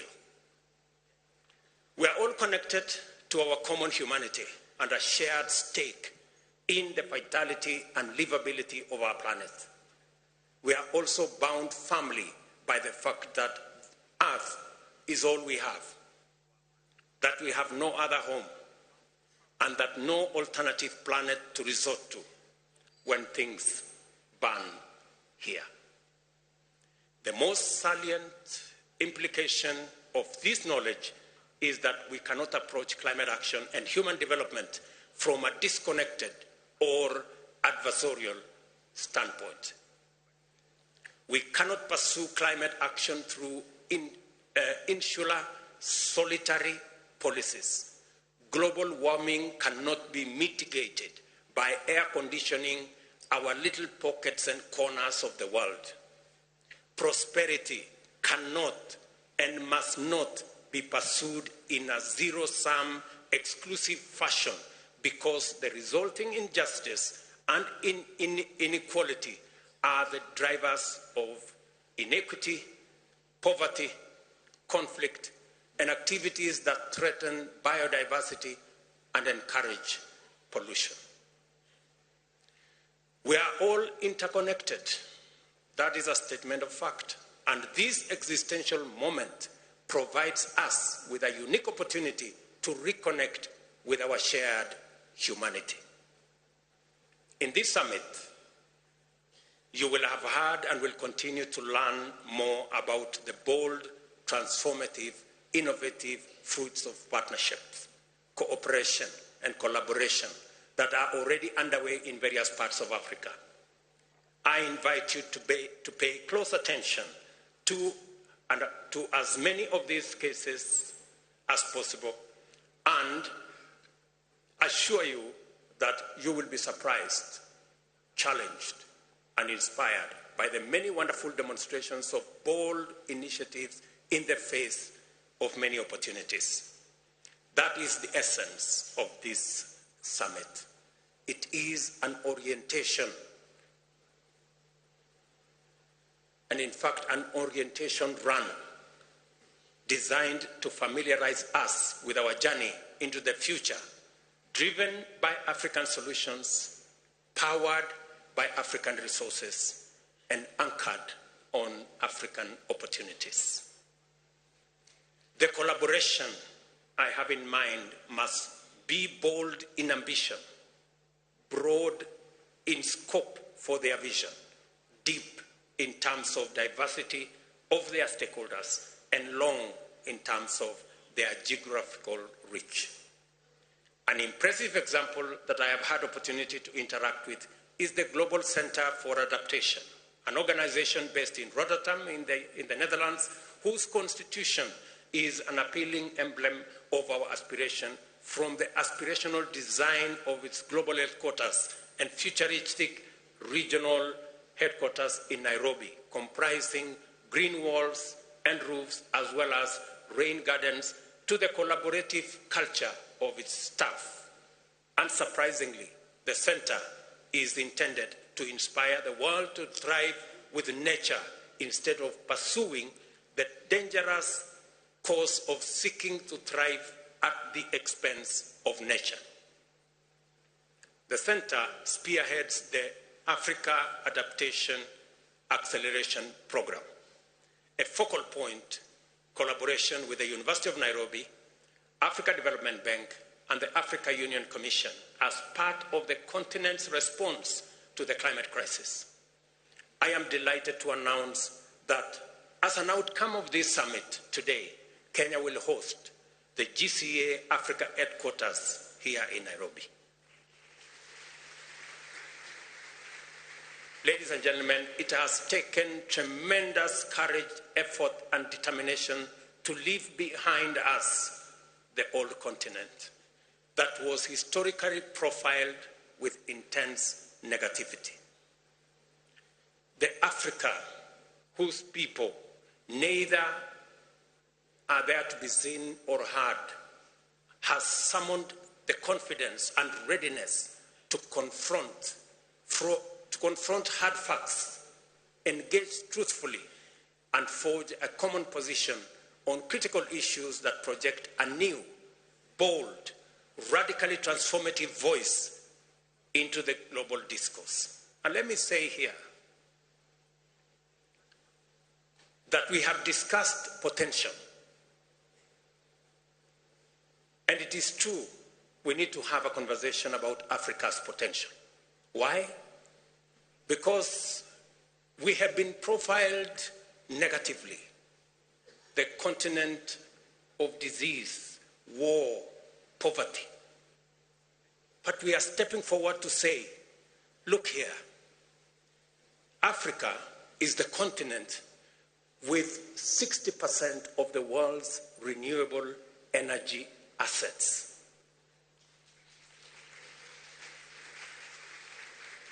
Whether you talk about wind, whether you talk about solar, geothermal, hydropower. Number two, we're saying Africa is the continent that has 40% of the world's critical minerals for energy transition. Whether you talk about nickel, cobalt, lithium, manganese, this is where those reserves are. Number three, this is the continent, the youngest continent with a median age of 19. 25% of the world's population will be living in this continent by 2050. We will have 40% of the world's workforce by 2100. This is the continent number 4 that has 2/3 of the world's uncultivated arable land that can transform through smart agriculture into the store, the production store of the world. And number 5, this is the continent that is the lungs of the world. We have the largest natural carbon sequestration infrastructure. In fact, we dare say, if there was a company for collecting garbage globally, and I'm talking about carbon garbage, Africa would have the largest shares because we have the largest lungs. The only problem is that those who produce the garbage refuse to pay their bills and profile the company as broke when it is actually them who have refused to pay the bills. So that is our continent. It's a continent of tremendous potential. And that is why Chinua Achebe told us that until the lion learned the art of writing, all stories glorified the hunter. I think we have learned to write. I think we have learned the art of writing. And that is why we are going to write our own narrative. That is the continent that we belong to. Let me also say another thing, opportunity. Yes, this climate crisis, climate change, and the climate crisis that comes with it, yes, it is true, we contributed the least. Yes, it is also true, we are suffering the most. But in this crisis is Africa's opportunity.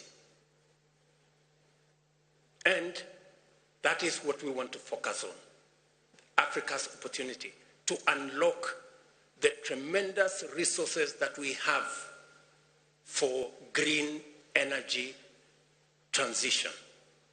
And we must exploit this opportunity. And number 3, so that I conclude, is that this is the continent that has the highest investment potential. We are only limited by 2 things. Number 1, we are limited, as I said earlier in my statement, by high interest rates for development capital. Many of our countries, and we are here and they say figures don't lie, 9 countries are already in debt distress in our continent. over the cliff. 13 countries are classified as high risk, and another 17 countries are classified as moderate risk.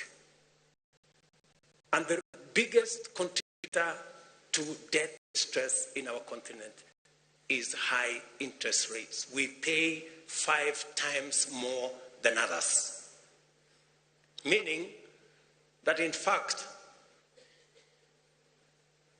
the architecture is set up in a manner that if you borrow, it will be difficult for you to pay. And that is why we need a conversation, and a very candid conversation, and we are saying this in all honesty, around how do we get concessional funding? How do we pay as much as others are paying? How do we get Africa away from paying 5 times more? And I asked in this gathering, we're not asking to be favored. We're not asking to be treated differently. We want a fair financial system that treats everybody equally.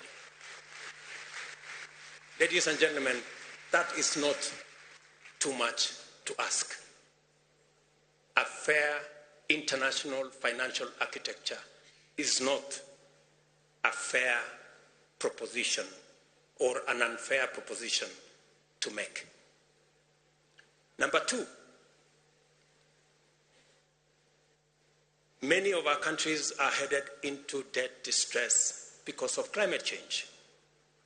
Let's be honest. We are suffering the most, whether it is in the Sahel with drought, whether it is in the Horn of Africa with drought, whether it is in South Africa and the southern part of our continent with cyclones. And we are saying the suffering is across the globe, but we carry the biggest brunt. I'll contextualize this. And because of climate change, we are forced to divert resources that are meant for economic growth into dealing with the effects of climate change. I will contextualize this. In Kenya, we lost 2.5 million heads of livestock in northern part of Kenya. Combined with Ethiopia and Somalia and Djibouti, we lost 9.5 million heads of livestock. So what did I have to do in Kenya? So in Kenya, I've had to increase resources meant for school feeding from 1.5 million children in school, under school feeding. We've had to scale up this year to 4 million kids in school to be put under school feeding. And we've had to rearrange the budget to provide for that. So when we say climate change is destroying our economies, we are not making statements. We are making statements of fact.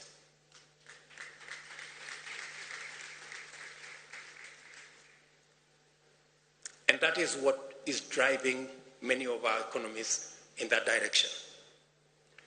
And let me contextualize this further. When I was first elected as a member of parliament in a rural constituency in Kenya, I represented a community that is so proud that they think debt is not a good thing. They are risk averse and very debt averse.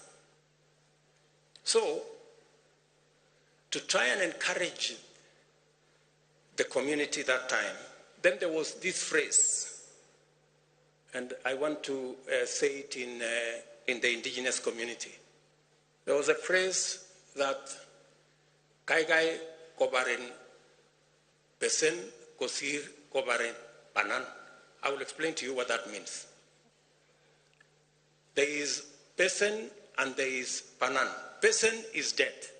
Panan is poverty. So it is said in this community, if you must die, it is better to die of debt than to die of poverty.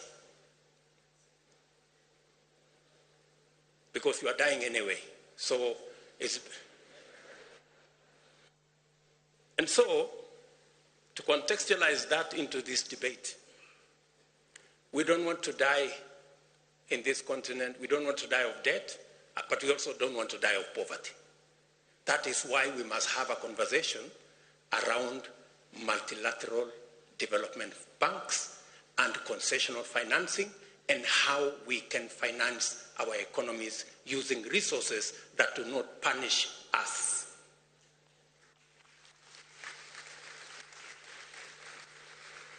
And when we make this proposition, we have tremendous respect for our multilateral development banks. They are doing their best. We have the best of respect for them. But we believe they can do better. We believe that there is an opportunity. We need to explore the SDR, Special Drawing Rights window. And this time round, we want to have that window when it's made available because it is possible. Let those who need the resources get, not those who don't.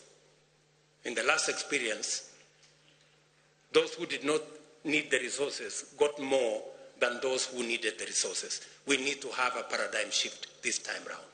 And number two, we believe that it is possible to expand concessional financing through leveraging on the balance sheets of these institutions. And finally, to be able to unlock the resources that we need to be able to drive these new investment and financing opportunities, especially for green energy. We believe it is time to have a conversation about carbon tax. I said we need to have a conversation about carbon tax. And I mean we need to have a conversation about carbon tax. Yes. We believe it is the only way, it is among the ways that we can raise additional and adequate resources for us to finance our development. And while we are thinking about financing, for us in Africa, three things are very important. As they say in Kenya, mambo ni matatu. Number one, speed. It takes inordinate to access any meaningful resources. Number two, it requires scale, because we've all agreed that enormous resources are required. And number three, affordability, so that we all pay the same. And that is why this event is both Africa's climate summit and a global pre-COP28 convention. Africa is meeting and Africans are talking. The world is listening.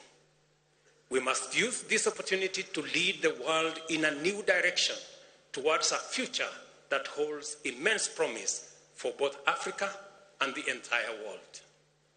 The many initiatives showcased at this summit testify to the courage of African enterprise and innovators to pursue breakthroughs, exploit opportunities, develop models, and take risks to make our tomorrow better than our today. When the global stocktake is released, there will be another opportunity to test our courage and resolve by asking each other hard questions in the spirit of fashioning the new way to achieve rapid improvements. We have therefore committed to conclude this summit with a declaration which will firmly encourage everyone to keep their promises, even in hard times, as a matter of justice, to hold each other to account, to collaborate, and to innovate. This African moment is a global moment.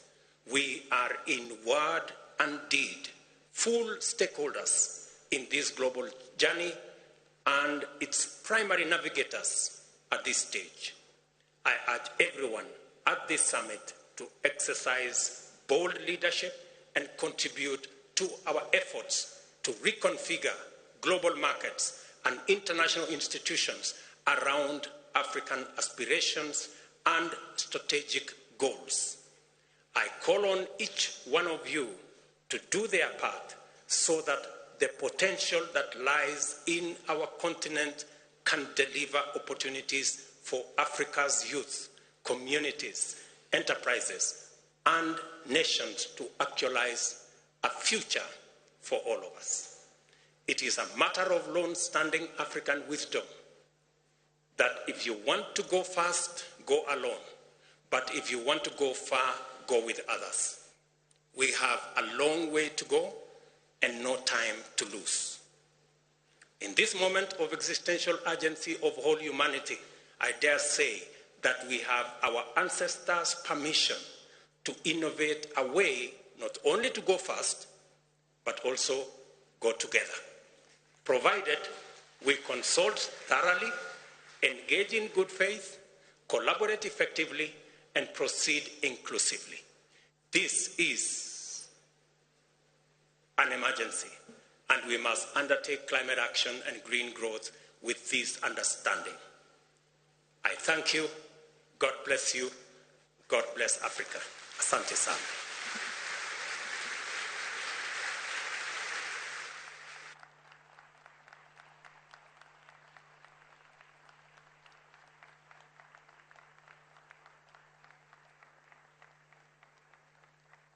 Your Excellency, you have some tasks to perform, so please come back to the stage.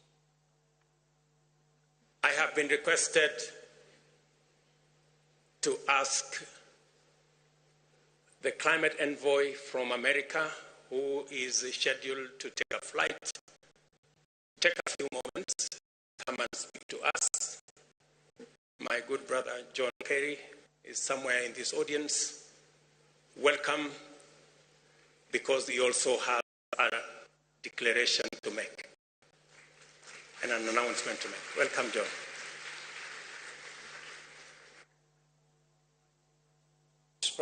Mr. President,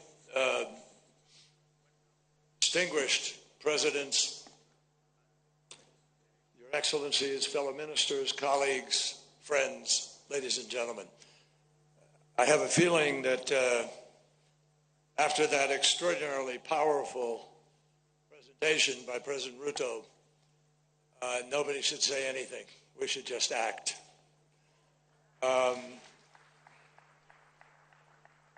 Maybe I should start by just saying jumbo. It works. Mr. President, thank you for convening everybody here. Over the years, I've been privileged, Mr. Secretary General, like you. We've been at many of these conferences, and the words come easily. The actions seem to have been more difficult over time. It's a great honor for me to be able to be here representing President Biden at this very important summit.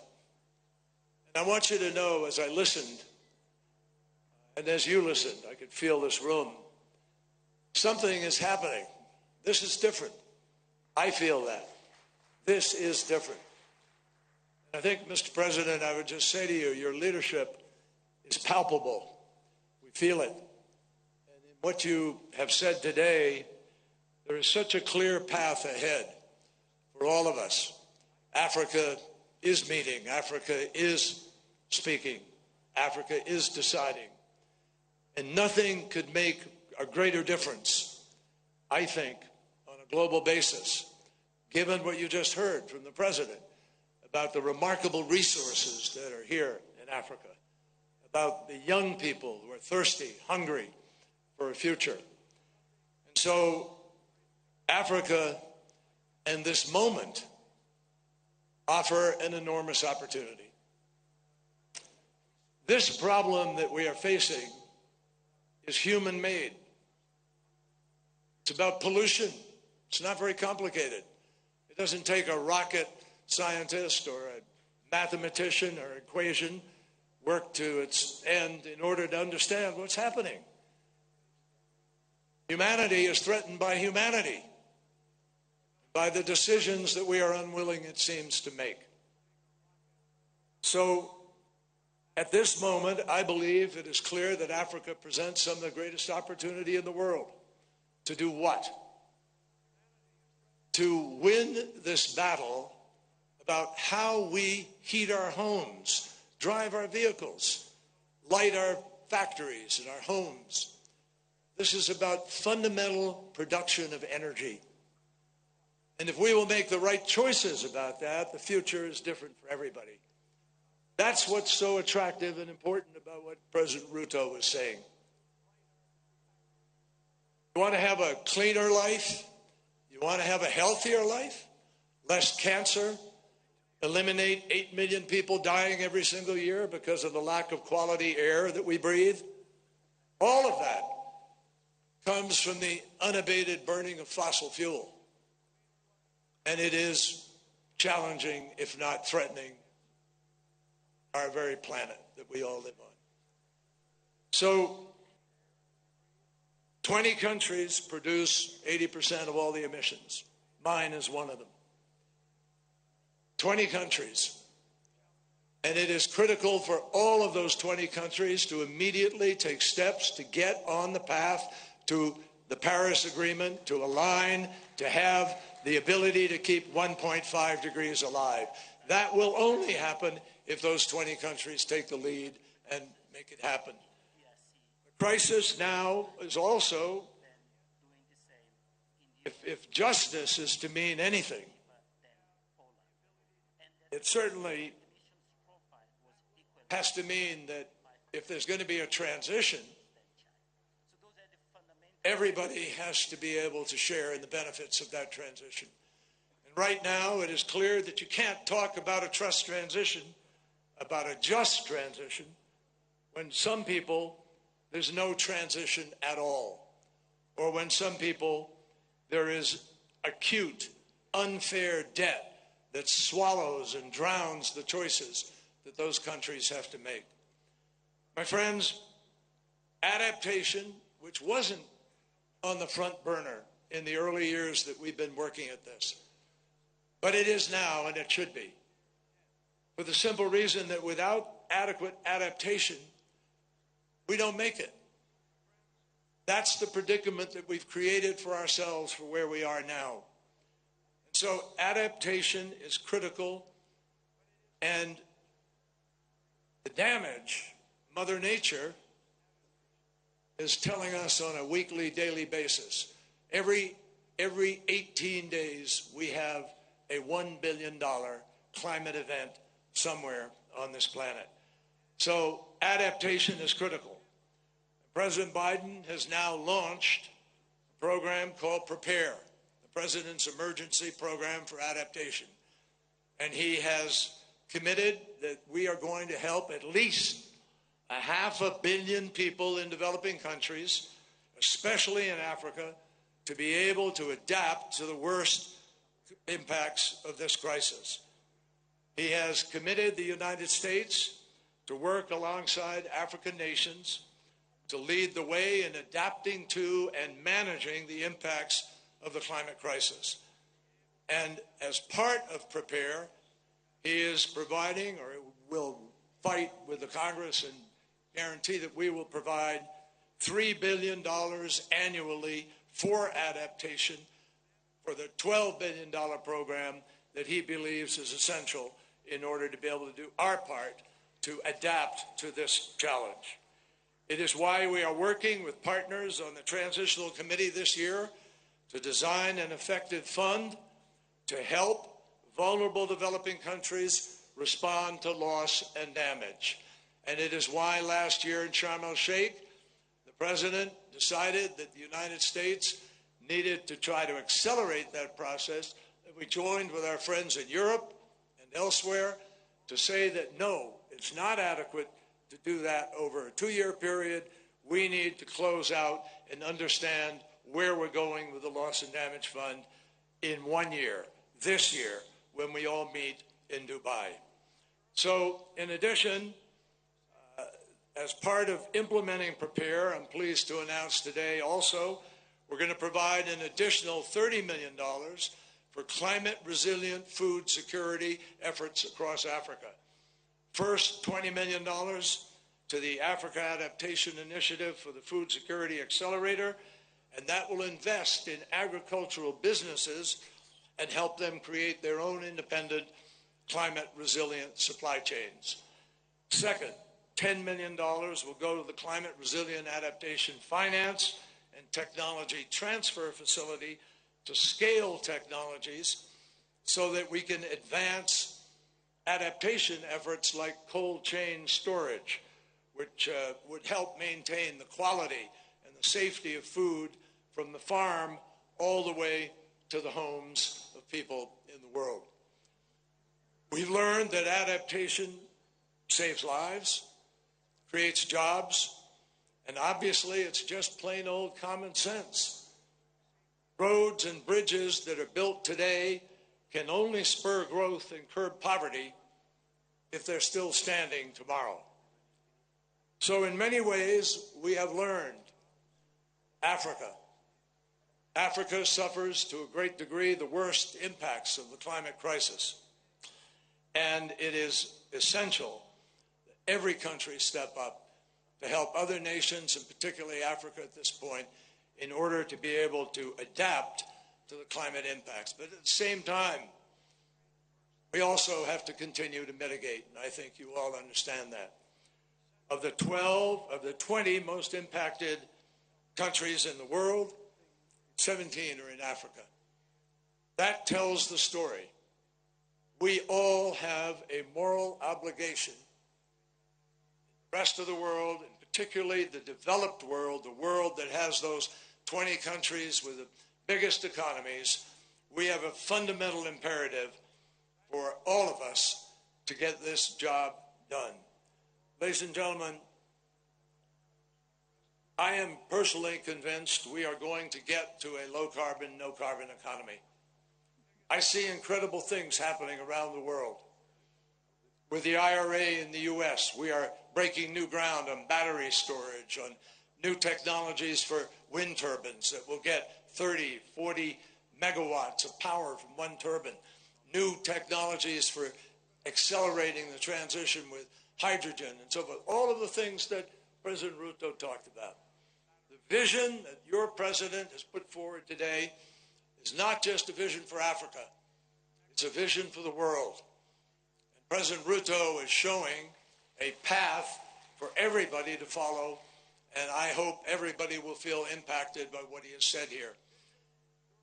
One of the great philosophers, I just close by sharing this with you, one of the great philosophers of the Enlightenment, when people decided that they would listen to science and not be browbeaten into somehow believing that everything was the sort of result of a vengeful God punishing people for their sins.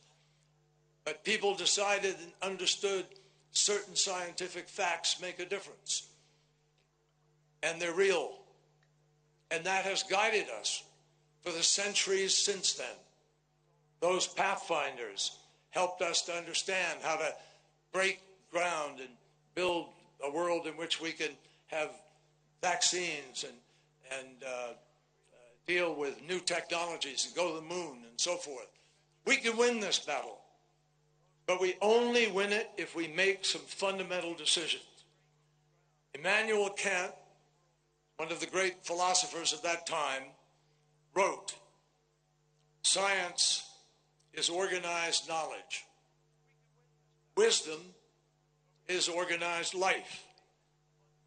Well, right now, if you look around you at the life we all lead all around this planet, science and the knowledge are unequivocal. All that is left for us is to summon the wisdom to organize the world to do what we know we have to do.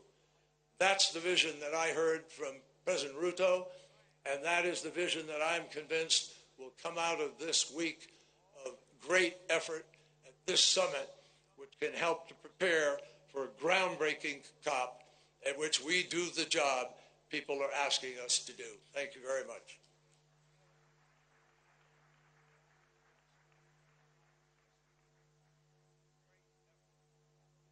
Excellencies, we are moving on to a very important session where we will be listening to each and every one of you as you make your national statements.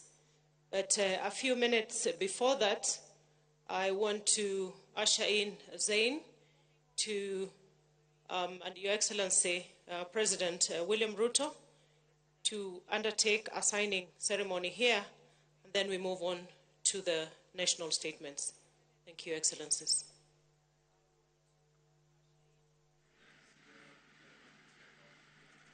Thank you very much, Excellencies, distinguished guests, ladies and gentlemen. This is a very significant moment in the Africa Climate Summit. We are going to start this green revolution together and launch right now Kenya's green hydrogen strategy. I would like to request our leaders to step forward and sign off this important strategy. I'd like to invite Thomas Ostros, the Vice President of the European Investment Bank, Dr. Barbel Kofler, Parliamentary State Secretary of Germany, Her Excellency Ursula von der Leyen, President of the European Commission, and His Excellency William Ruto, President of the Republic of Kenya. Please do come onto the stage. We have a symbol here on the stage that will be representing this agreement. And so we're going to ask all four of our leaders here to take one of the pens that you'll be given and sign this very important moment.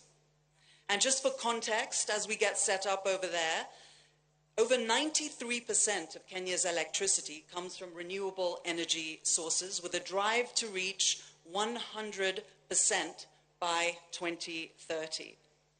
I would like to invite also on the stage European Union ministers to come and stand behind our party here, as well as Mr. Davis Chichir, Cabinet Secretary for Energy and Petroleum, and we can take a group photo of this extremely important moment as we launch Kenya's green hydrogen strategy. Green hydrogen plays a very central role in Kenya's green energy transformation. I mean, it really is going to offer a very significant potential to produce local green fertilizer and drive emissions-free transportation fuels. So this is a critical moment as we all gather here and take a photograph and really document and understand that this is a key step in reaching this ambition.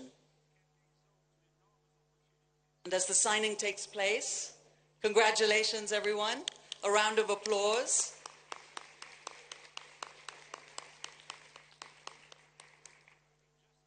And this really does demonstrate how Kenya is prioritizing economic expansion and charting a course for the country to harness the potential of green hydrogen as a key driver of energy transition, promotion of environmental stewardship, as well as the generation of jobs. Thank you so much, Excellencies, for this very critical moment and for launching the green hydrogen strategy.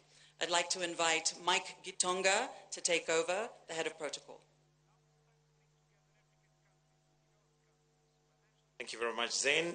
And distinguished guests, Your Excellencies, ladies and gentlemen, we are now going to have a short interlude of music as we set up the stage in preparation for the statements that are going to be made immediately after. So I'll request that we have the stage set up for the next session that we're going to have. We'll have a short interlude of music, then we'll have the statements to follow shortly after. Thank you. Part of the solution. We are part of the solution. I am part of the solution. We are part of the solution. Africa, rise, rise. Let us all rise, rise.